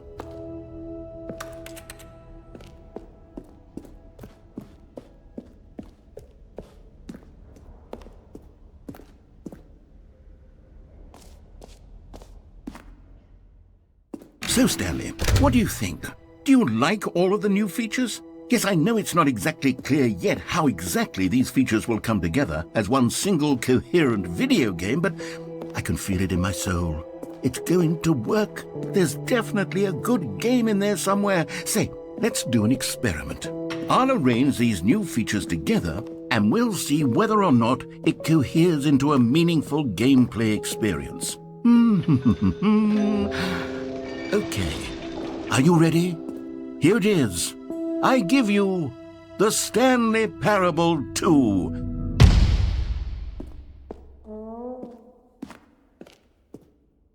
I mean, there's potential here, right? It's sort of... Okay, never mind. Hold on, let me do a different arrangement. Okay, yes, this is much better. I feel good about this. Here we go. Version 2. Who am I kidding, Stanley? This isn't a coherent video game at all. It's a lot of gags. And I do very much enjoy creating gags, but they don't add up to anything. I wanted more than anything to create a sequel that would capture all the magic of the first game. I wanted fans to love it. No matter how good these gags are, they won't stand on their own. They would need the structure and the gameplay of the original. Wait, maybe that's it. I can take the original Stanley Parable and simply, well, insert a few of my new features into it. Tastefully, of course. With respect. With care for the vision and integrity of the original game. Would it possibly work? I suppose it could. But it would need a really, really tremendous title screen. A title screen that says with bold and uncompromising conviction, "This is the Stanley Parable 2. Let me see if I can whip something up. All right, perfect. Go ahead. Take a look.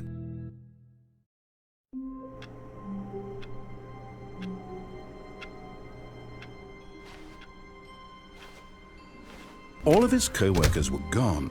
What could it mean? Stanley decided to go to the meeting room. Perhaps he had simply missed a memo. No matter how hard Stanley looked, he couldn't find a trace of his co-workers.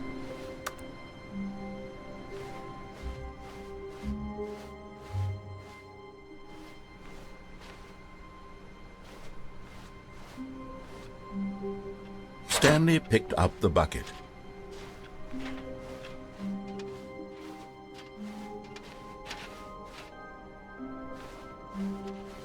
Stanley clutched the bucket tightly to his chest and entered the door on his left.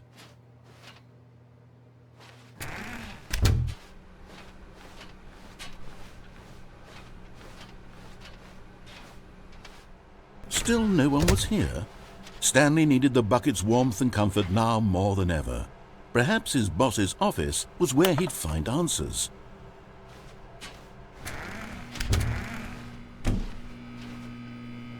Oh, Stanley, can you feel it? The broom closet. It wants the bucket. You can feel that, can't you? The aura of jealousy? It's as clear as day. This broom closet believes it deserves the bucket. I can really feel it now. It's a bucket. It belongs in a broom closet. That's what the broom closet is trying to say here. It's supposed to go with the other cleaning supplies. Good for you, Stanley. Don't give in. Don't hand over the bucket. I know how hard it must be, given the pressure that the broom closet is putting on your shoulders right now, but you have to be strong. This is your bucket. This is your companion and lifelong friend. You can't hand it over. Oh, no. We're getting into name-calling now, it seems. Is this how low the broom closet has sunk, that it has to resort to this stream of petty insults simply in order to get you to hand over the bucket? Stanley, I never liked this broom closet for a variety of reasons, but even this is worse than I had imagined. And wait, now the broom closet has the gall to imply that you and the bucket are not truly deep and lasting friends? That your relationship is purely superficial and convenient? That your life is so banal and meaningless that you'd feel the same sort of kinship towards any inanimate object which happened to lay in your path in an even partially enticing manner? Well, I never. Go on, Stanley. Lay into it. Really tell the broom closet off for its demeaning comments. Expand on the wide variety of experiences you and the bucket have shared together. Go through each of them point by point. Share your journal entries detailing the rich emotional landscape of your feelings for the bucket as they have changed and evolved over the years. Let him have it.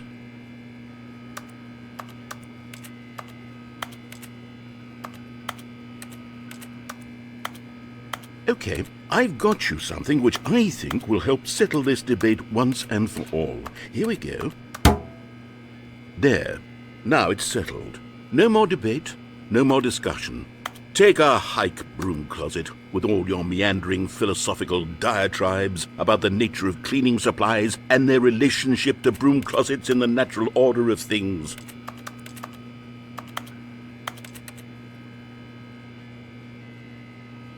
All right, I've got a second sticker back here, and I'm going to slap it on as well because I think it's appropriate. You see? I feel that it works because the sticker is also a bucket. That way, if you're ever unsure whether the thing you're holding is a bucket or not, you can look down at this sticker and say to yourself, "Ah, it's a bucket." There really is a wide variety of applications for this sticker.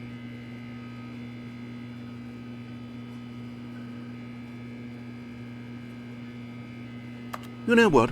I could take the name-calling and the dismissal of your kinship with the bucket, but now the broom closet is just giving us the silent treatment, and to be honest, I'm sick of the pettiness on display. You can stay here all you like, but I've had it with this impetulant room of cleaning supplies, easily the most childish such room I've ever been in. I'll see you outside, and we can get on with the story about you and your bucket.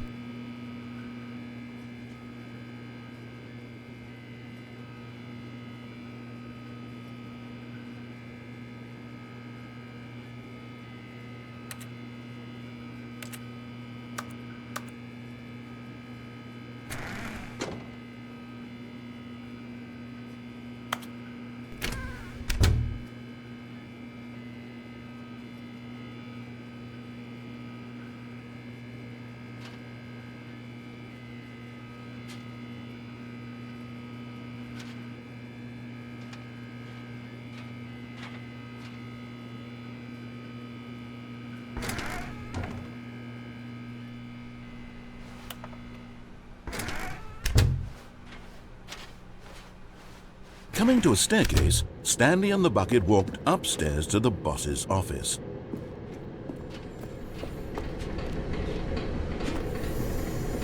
You found one of them. one of the miniature Stanley figurines. Remember, no reward for collecting all of these, only the intrinsic pleasure of a job well done. You can't buy that sort of happiness, Stanley. God knows I've tried. So, I implore you to savor each and every moment you come across one of these beautiful figurines.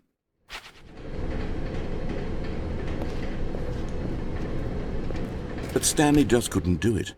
He considered the possibility of facing his boss, admitting he had left his post during work hours. He might be fired for that. And in such a competitive economy, why had he taken that risk?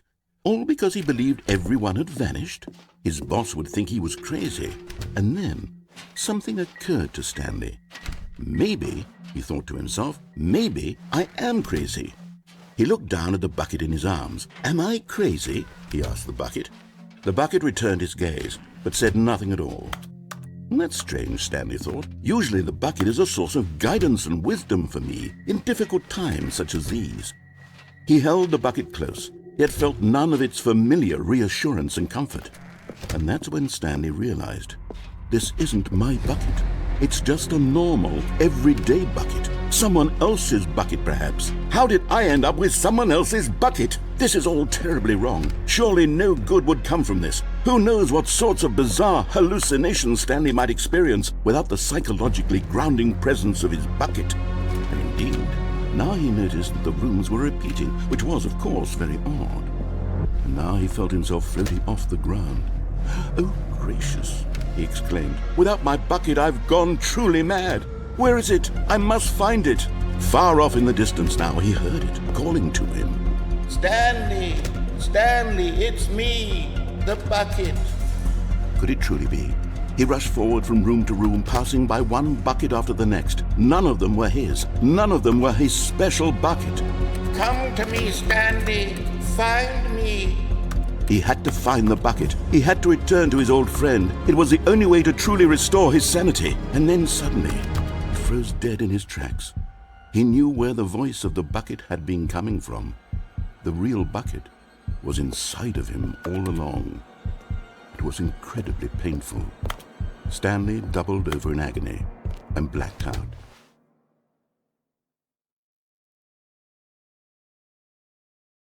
This is the story of a woman named Mariella. Mariella woke up on a day like any other. She arose, got dressed, picked up her bucket of comfort and security, and walked to her place of work. But on this particular day, her walk was interrupted by the body of a man who had stumbled through town, talking and screaming to himself, and then collapsed dead on the sidewalk. Right away, she knew what the problem was. This man had no bucket. Of course he'd gone mad, ranting and raving about a narrator describing all of his actions and how everything is predetermined and free will is an illusion and it's all just a video game. It could all have been prevented if only he'd taken his bucket with him. Perhaps he didn't even realize he'd forgotten his bucket at home in the first place.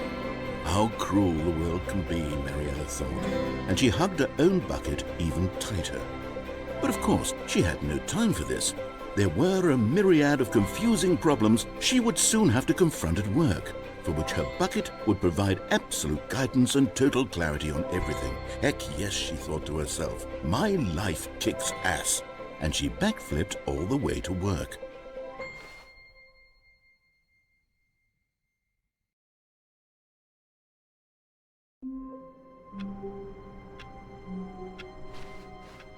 All of his co-workers were gone. What could it mean?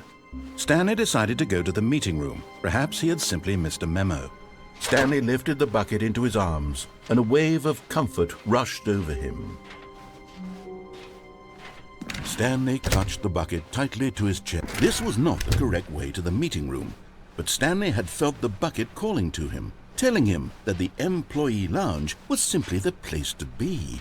And here it was. Had the bucket turned out to be correct? Was this better than the meeting room? Yes, Stanley thought to himself. Yes, perhaps it truly was. How insightful the bucket turned out to be. No, never mind. The bucket was wrong. Stanley took the door on his left to go back to the meeting room. No, said the bucket. Don't go to the meeting room. Go somewhere else. The cargo lift, yes. Go there. Go to the cargo. Good, said the bucket. Now ride the lift all the way to the top. There's something up there I need you to do. Stanley did not question why or how this bucket was speaking to him. It should have alarmed him, of course, because buckets can't talk. But Stanley chose not to think about this obvious fact. He was firmly convinced that the bucket had spoken to him, and he unthinkingly did whatever the bucket asked.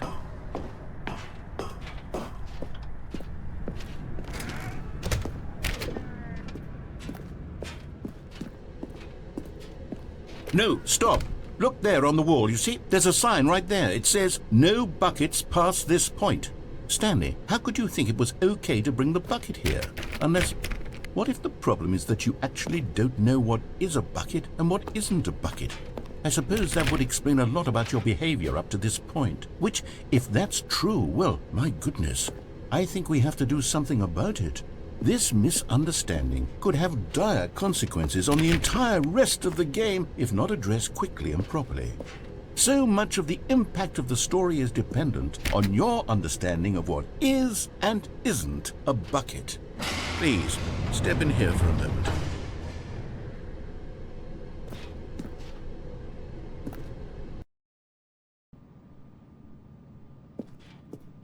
Now then, I'm going to run you through some test scenarios, and you'll tell me whether or not the thing I'm showing you is a bucket. Simple enough, right? This should tell us everything we'll ever need to know about what is or is not a bucket. Okay, let's begin. Item 1. Is this a bucket? Correct. It is a hologram of a bucket, not an actual bucket.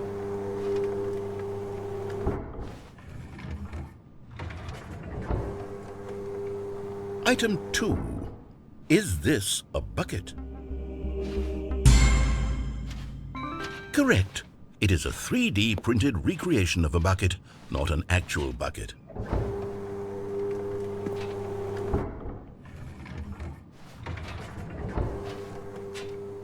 Item 3. Is this a bucket? Correct. This is a bucket.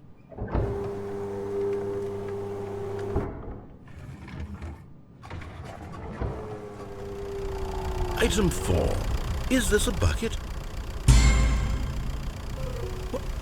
Are you hallucinating? This is a tractor. It's an enormous machine that tills the earth. I thought this was a gimmick. How on earth did you manage to screw it up? Absolutely incredible. Let's just move on to the next one.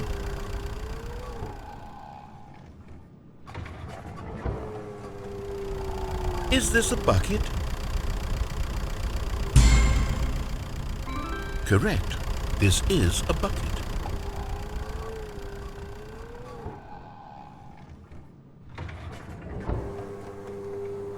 Item 6. Is this a bucket?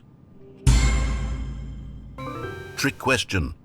Both. Gotcha.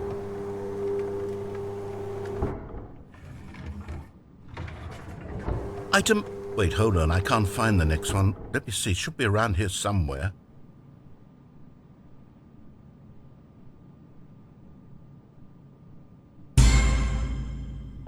Yes, thank you. There's nothing here. Of course it isn't a bucket.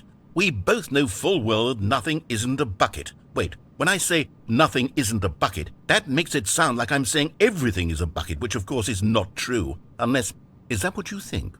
Answer me straight, Stanley. Are you trying to tell me that you believe everything is a bucket?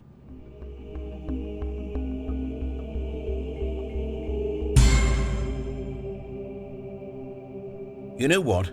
I'm too confused to even sort it out. I've lost all sense of perspective. What is a bucket? What isn't a bucket? Mere moments ago I could answer these questions with confidence, and yet now I'm somewhat adrift. Do any of us know what a bucket is? Am I a bucket? Stanley, I can't keep doing this. I'm losing myself, and myself was all I ever had to begin with. I'm afraid the bucket is threatening to tear our relationship apart. I can't have that. I'm sorry. But I'm going to erase all buckets from the game entirely. Okay, here we go.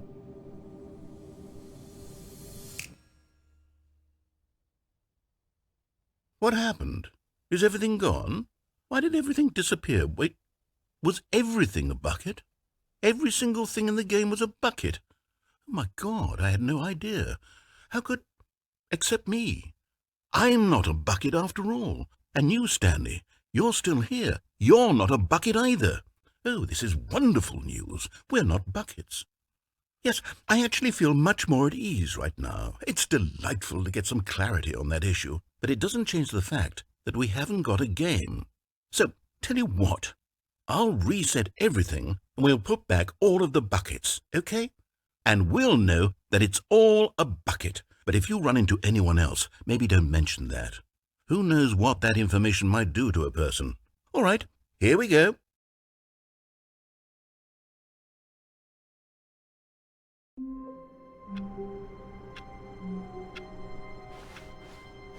All of his co-workers were gone.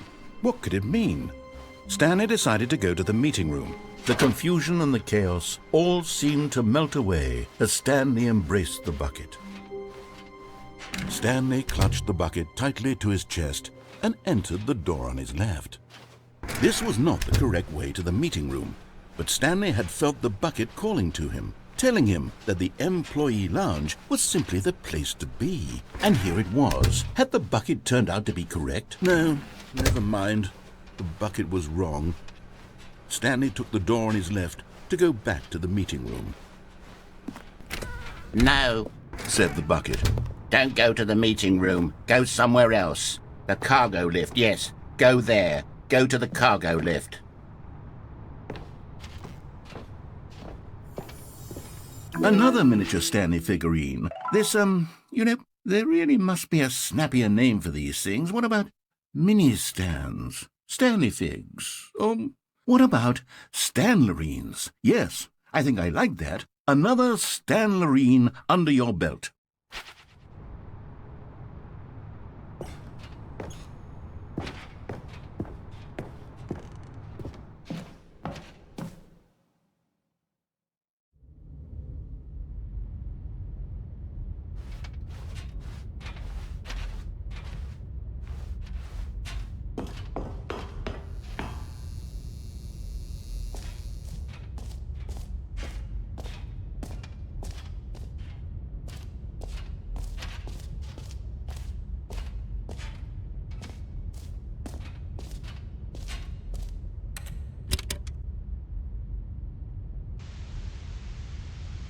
Okay, this is day number 295, tape number... I don't even know. I've lost track. Nothing feels real anymore. The longer I study this bucket, the less sense anything makes. The sheer euphoria I feel every time I pick it up. No matter how many times I've done it, it's always the same feeling. And the emptiness in my chest when I set it down. It doesn't make sense. There's no explanation for it. I still haven't figured out why I see the world so differently when this bucket is in my arms. Why everything feels so... What do I do with this treasure? I can monetize it. Yes. It's unthinkable the amounts of money people will pay for even just an hour with the bucket. This is my golden ticket. But I have to be careful, because as soon as this gets out, there's going to be a target on my back. Even now, I don't know who might be trying to get... What's that? Who's there?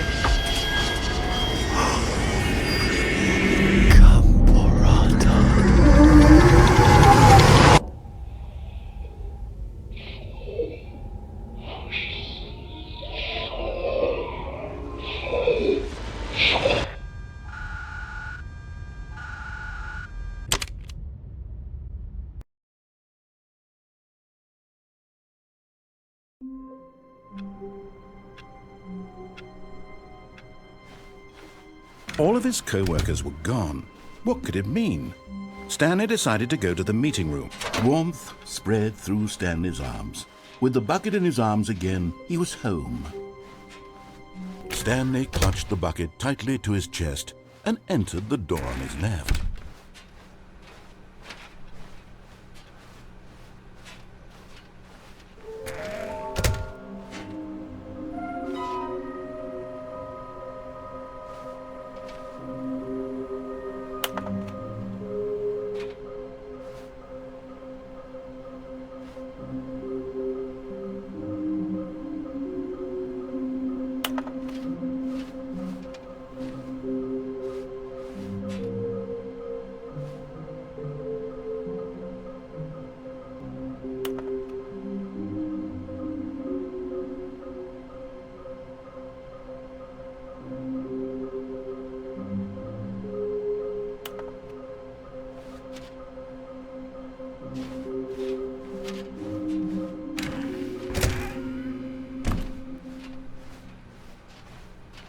Coming to a staircase, Stanley and the bucket walked upstairs to the boss's office.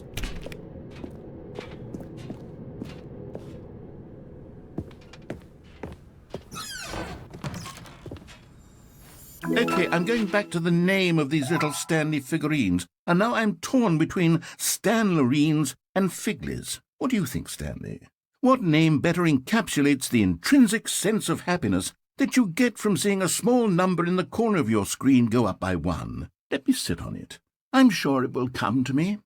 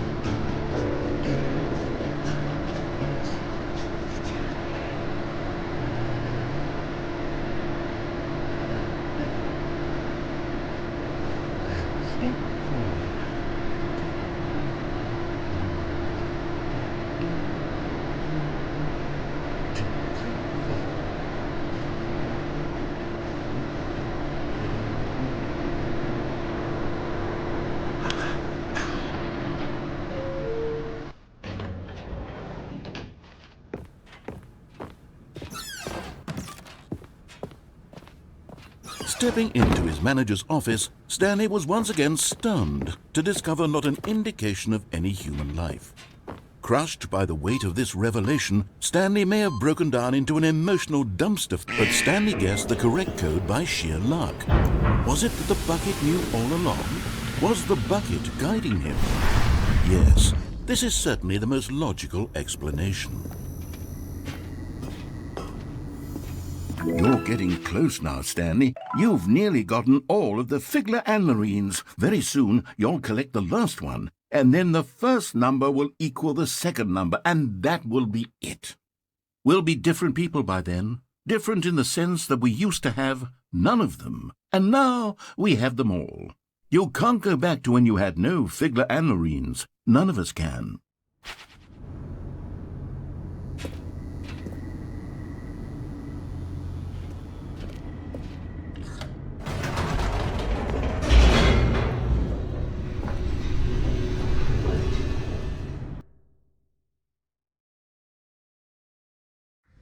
The elevator raced downward, plummeting towards an unknown fate. It would be all Stanley could do to keep himself together, if not for the bucket. Soothing him, comforting him, reassuring that in this darkest moment of uncertainty, he would be all right. The bucket is here for you, Stanley. Everything will be fine. Stanley and the bucket walked straight ahead through the large door that read, Mind Control Facility.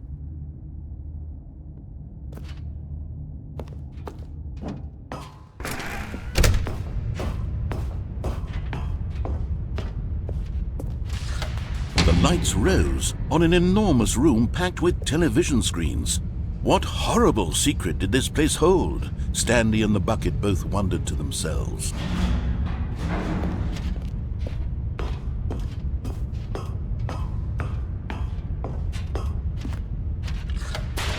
monitors jumped to life, and Stanley nearly dropped the bucket in shock.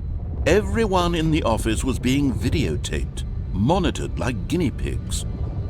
The bucket had never seen anything like this, and it very nearly burst into tears as Stanley cradled it gently, reassuring it that everything would be fine.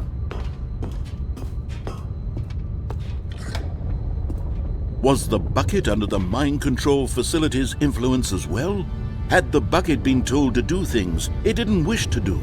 What kinds of things does a bucket want to do or not want to do in the first place? These questions raced furiously in Stanley's feeble mind. No!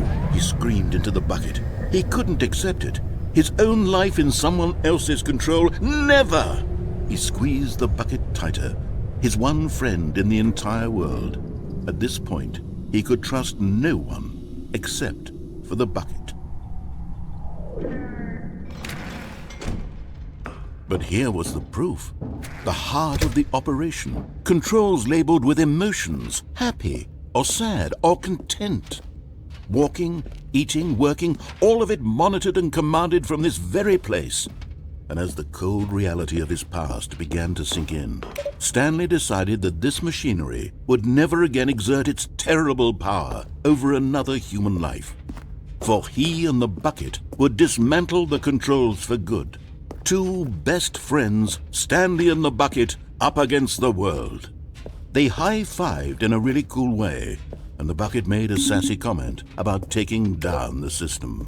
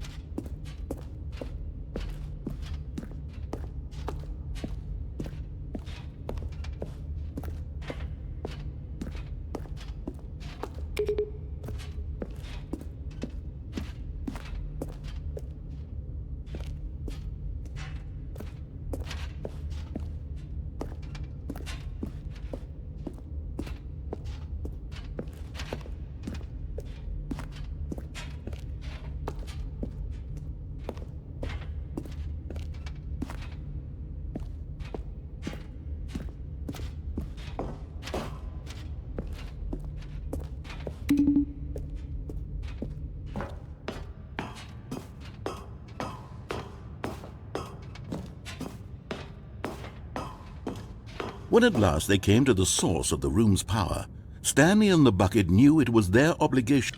But at the last second, the bucket jumped in and pressed the button to turn on the controls. Stanley gasped in horror.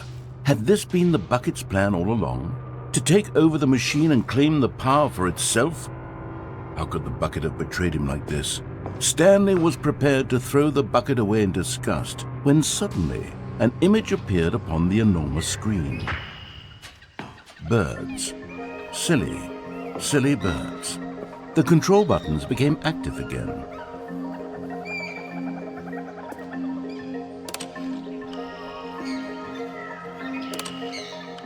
Stanley flipped through one video of silly birds after another, and then it dawned on him. This wasn't a mind control facility at all. It was a facility for monitoring and surveilling silly birds all over the world. The mind controls were only a facade to disguise its true intentions. Had the bucket known this all along? Stanley marveled at the metal genius in his hands, the one who had pointed him towards this incredible discovery. Stanley and the bucket never found freedom because they spent the rest of their lives here in this place, flipping through live streams of the silliest birds imaginable. Of all the possible paths his life could have taken, this one was surely the best. And Stanley was happy.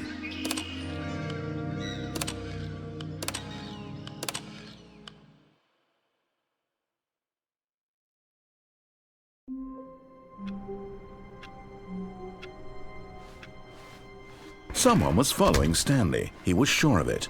If he checked over his shoulder now, he would surely catch them. It was only a matter of time.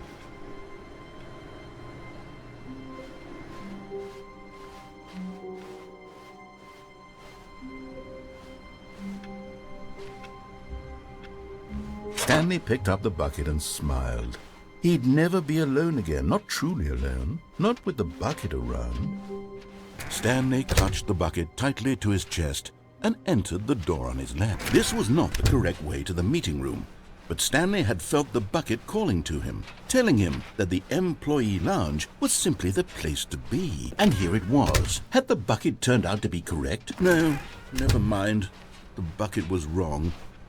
Stanley took the door on his left to go back to the meeting room.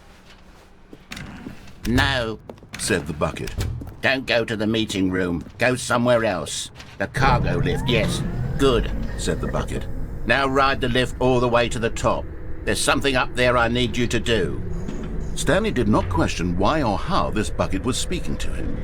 It should have alarmed him, of course, because buckets can't talk. But Stanley chose not to think about this obvious fact. He was firmly convinced that the bucket had spoken to him, and he unthinkingly did whatever the bucket asked.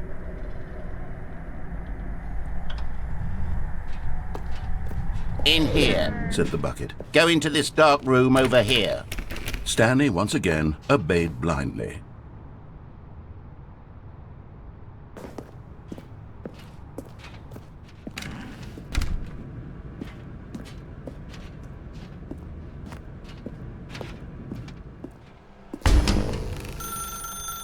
Now pick up the phone. Said the bucket. Pick... This is the sad story of a man named Stanley and his bucket. Once upon a time, I gave Stanley a bucket because I thought he was lonely and could use a friend. And then, very distressingly, he began to believe the bucket could speak to him.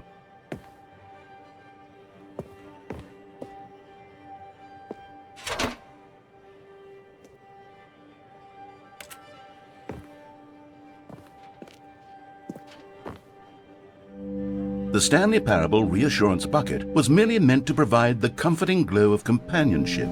It doesn't literally talk and give you orders. Whatever Stanley is hearing the bucket say to him is just in his head.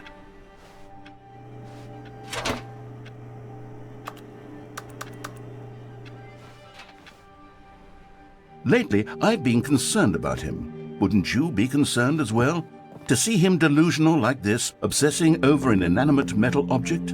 I want to say something to him, but I don't know how I can convince him. I don't know if he'll listen to me.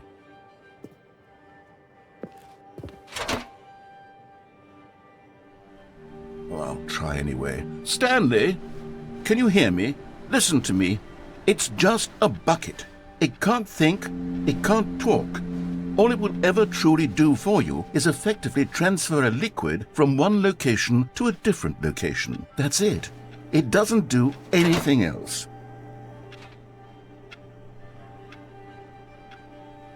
You see, he's not listening. He's still taking orders from the bucket. You know, once upon a time it was me he took orders from, me he trusted and listened to. Now all he cares about is his awful bucket, this stupid hunk of metal.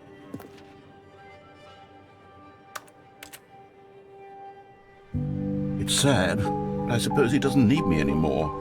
From now on, he's just going to cling to this bucket, this cold, empty bucket, this sort of shiny bucket. Well, I'll give it this. The bucket does have a nice shine to it.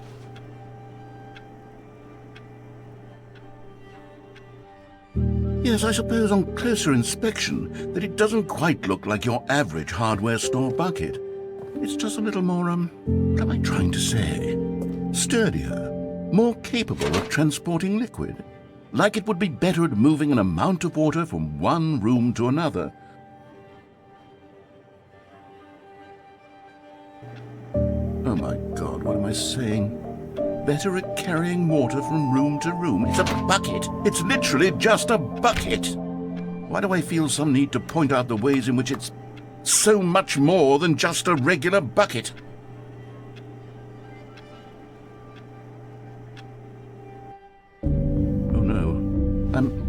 I'm having feelings for the bucket. No. What's going on? Why do I want to be with the bucket? Hear what the bucket has to say. Do anything it asks. What's wrong with me? I don't understand. Perhaps if I had the bucket, this would be less confusing. Yes, the bucket could tell me what to do in this troublesome situation. Stanley, give me the bucket. Give it to me. Give me the bucket, Stanley. I need it. Give it to me now. Give it, or I'll...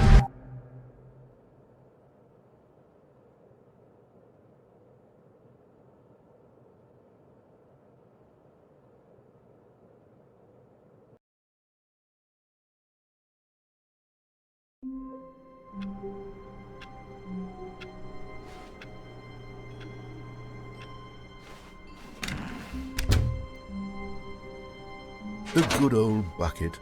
Just Stanley and the bucket. Off Stanley clutched the bucket tightly to his chest and entered the door on his left. This was not the correct way to the meeting room, but Stanley had felt the bucket calling to him, telling him that the employee lounge was simply the place to be. And here it was. Had the bucket turned out to be correct? Well, no, never mind. The bucket was wrong. Stanley took the door on his left to go back to the meeting room. And so the two of them detoured through the maintenance section and walked straight ahead to the opposite door.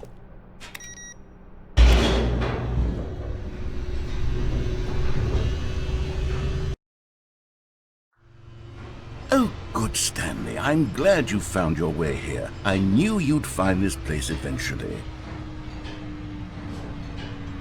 You see, your friends and I are concerned for you, Stanley. We've come together here because we care about you very much. It's this bucket you're carrying around everywhere. The bucket isn't even from the original Stanley Parable. It's just sequel content. We're the ones that matter, Stanley. Classic characters from the first game, like the Adventure Line and the Broom Closet. Because that's what fans want from a sequel. They want more of their favorite jokes, not this bucket that they've never seen before. Yes, I know I'm the one who gave you the bucket, but you're spending too much time with it. Don't you want another story involving the Adventure Line? We could make the Adventure Line go somewhere new. Yes, yes, that's what the fans want. Let's do it. Whee! Look at that wacky line. Who knows where it'll go off to next? Oh, and it played some silly music as well.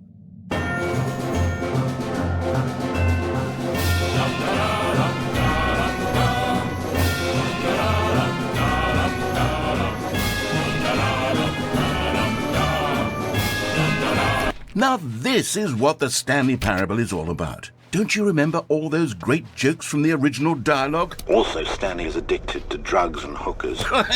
Yes, it's as classic now as it was back then. Let's do it for the fans, Stanley. Let's give them more content exactly like this. But if we want to do that, you're going to have to give something up.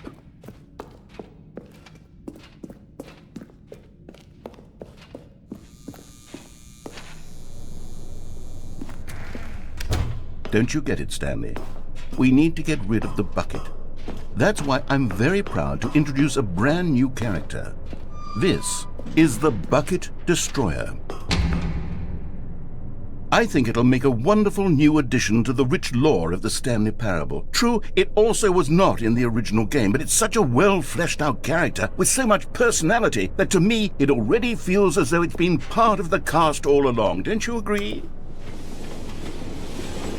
Can you guess what the Bucket Destroyer does? Surely you don't need me to spell it out for you. Go ahead now, Stanley. Say goodbye to the bucket, and then pop it into the machine when you're ready.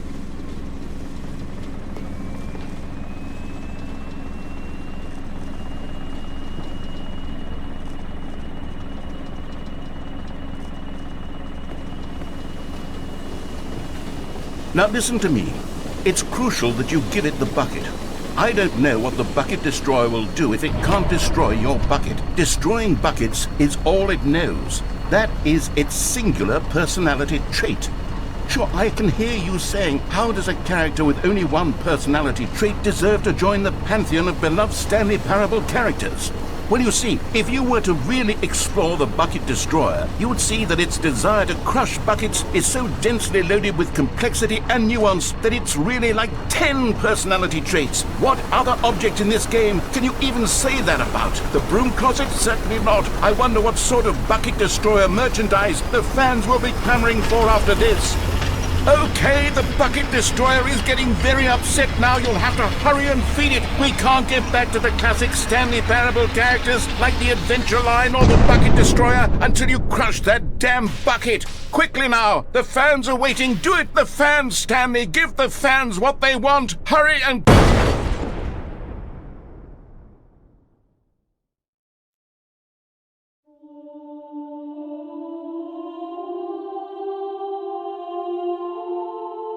The bucket destroyer, my prized creation. You had so much potential. We were going to do such marvelous things with you, tell such spellbinding stories about you. All of it squandered now. Goodbye, new friend. For the moment in time that you were here, you were magnificent.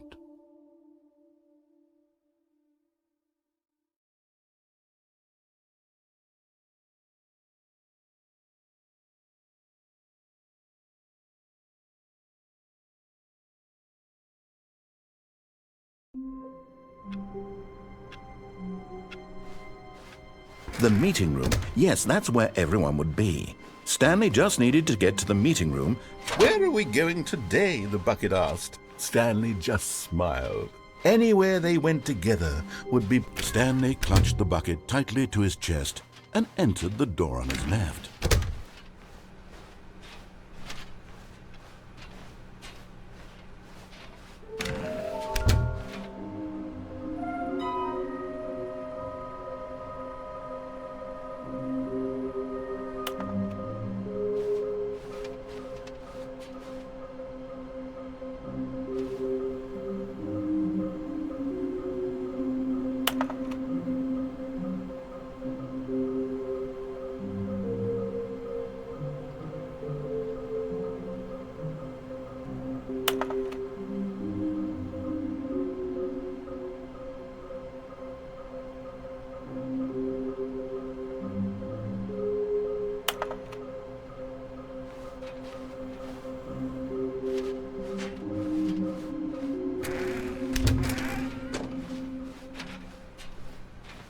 Coming to a staircase, Stanley and the bucket walked upstairs to the boss's office. Stepping into his manager's office, Stanley was once again stunned to discover not an indication of any human life. Crushed by the weight of this revelation, Stanley may have broken down into an emotional... But Stanley guessed the correct code by sheer luck. Was it that the bucket knew all along? Was the bucket guiding him? Yes, this is certainly the most logical explanation.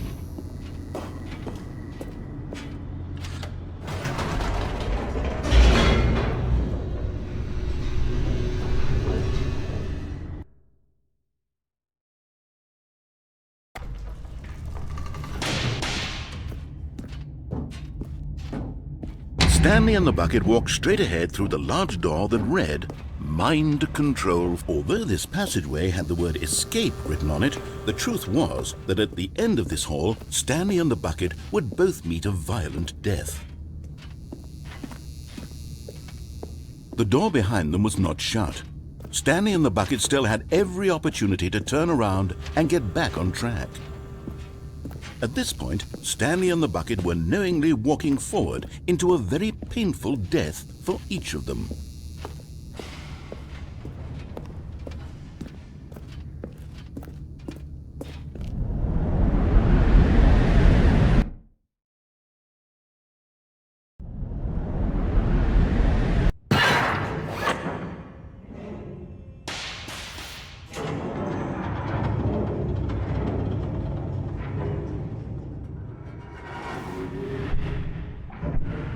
As the machine whirred into motion and Stanley and the bucket inched closer to their demise, Stanley reflected on how meaningless the bucket's warmth and comfort had turned out to be.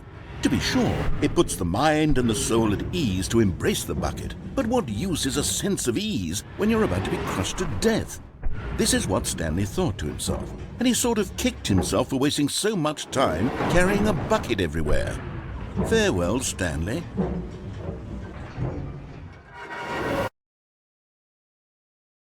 "Farewell, Stanley," cried the narrator, as Stanley and the bucket were led helplessly into the enormous metal jaws. In a single visceral instant, the bucket's life came to an end as it was crushed violently to death.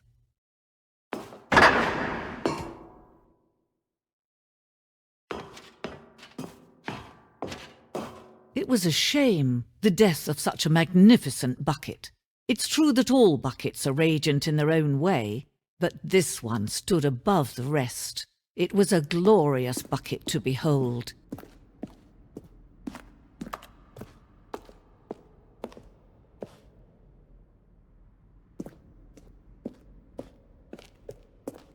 Can you see how arrogant it was for Stanley to take a bucket like this and to claim it for his own? Can you see the hubris that blinded him?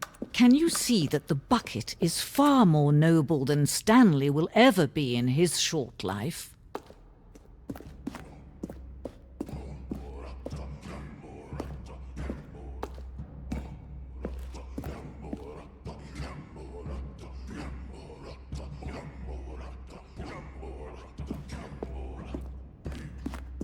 No man can own a bucket, and certainly not a bucket as dazzling to behold as this one. It is man who should kneel before the bucket.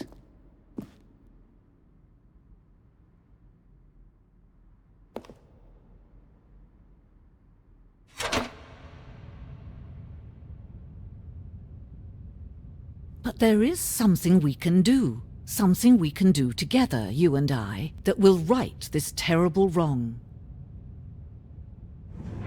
Let Stanley die. Let him be crushed by the machine. Don't reset the game. Don't give him another opportunity to run off with another beautiful bucket. We can save the world's buckets from their treatment as tools and implements if only we let Stanley die together. The bucket shall take its place as ruler, as leader, as commander of a new world, a new vision.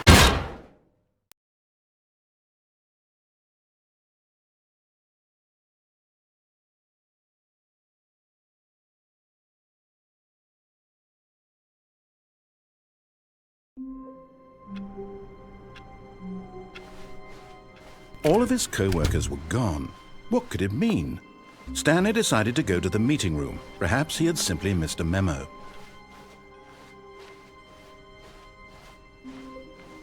When Stanley came to a set of 2 open doors, this was not the correct way to the meeting room, and Stanley knew it perfectly well. Perhaps he wanted to stop by the employee lounge first, just to admire it. Stanley felt lightheaded, butterflies in his stomach, but eager to get back to business, Stanley took the first open door on his left. Stanley was so bad at following directions, it's incredible he wasn't fired years ago.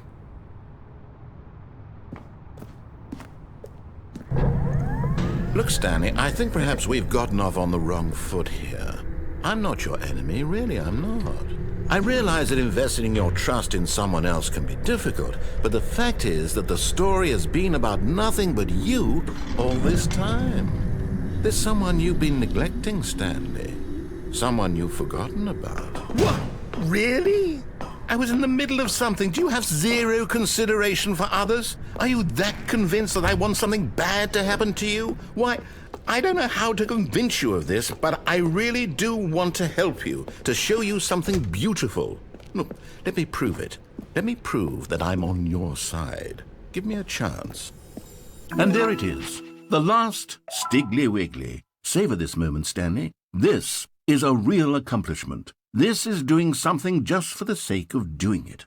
Where so many people expect to be rewarded for the most trivial achievements, you've insisted that a job well done is its own reward.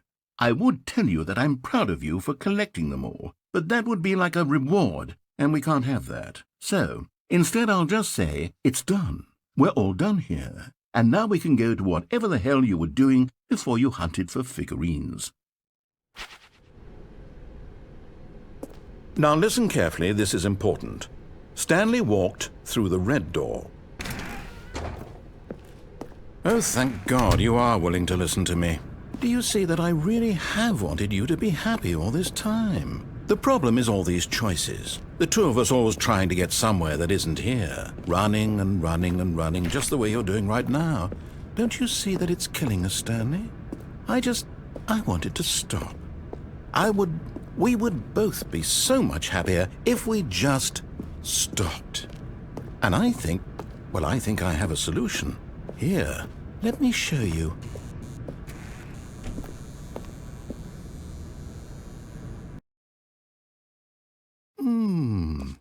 What do we want?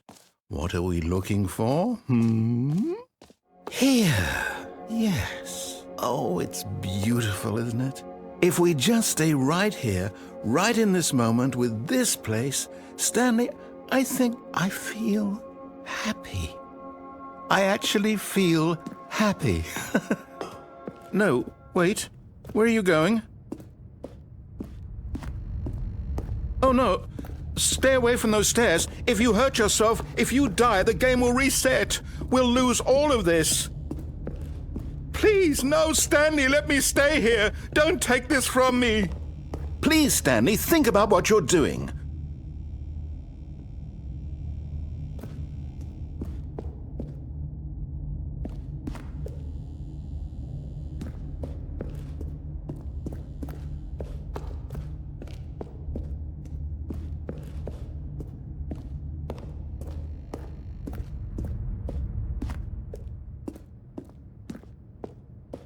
Good, good.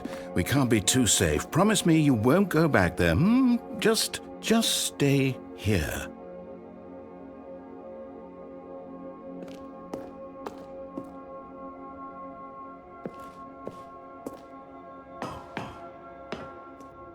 No! What do we talk about? You're risking everything we achieved here.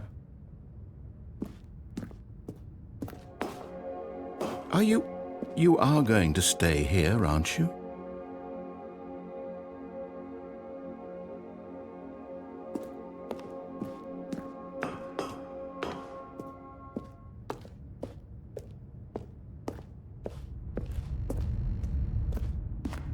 You heard me before, didn't you? You will die! What about this isn't getting through to you?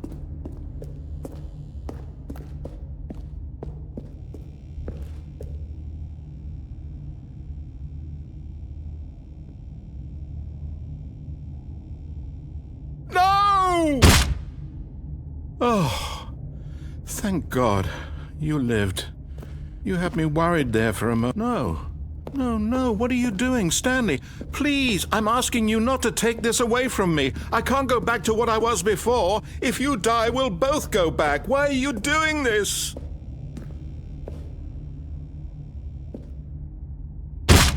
Stanley, let's go back to the other room.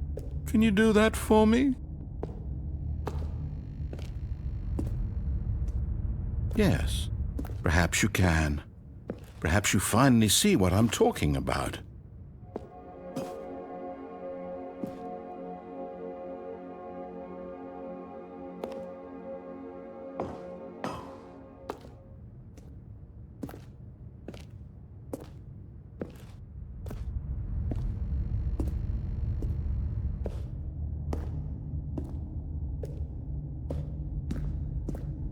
My God. Is this really how much you dislike my game? That you'll throw yourself from this platform over and over to be rid of it? You are literally willing to kill yourself to keep me from being happy. Am I reading the situation correctly?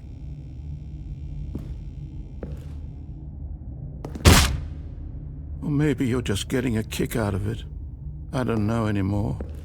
I just wanted us to get along. But I guess that was too much to ask. It looks like you wanted to make a choice after all. Well, this one is yours.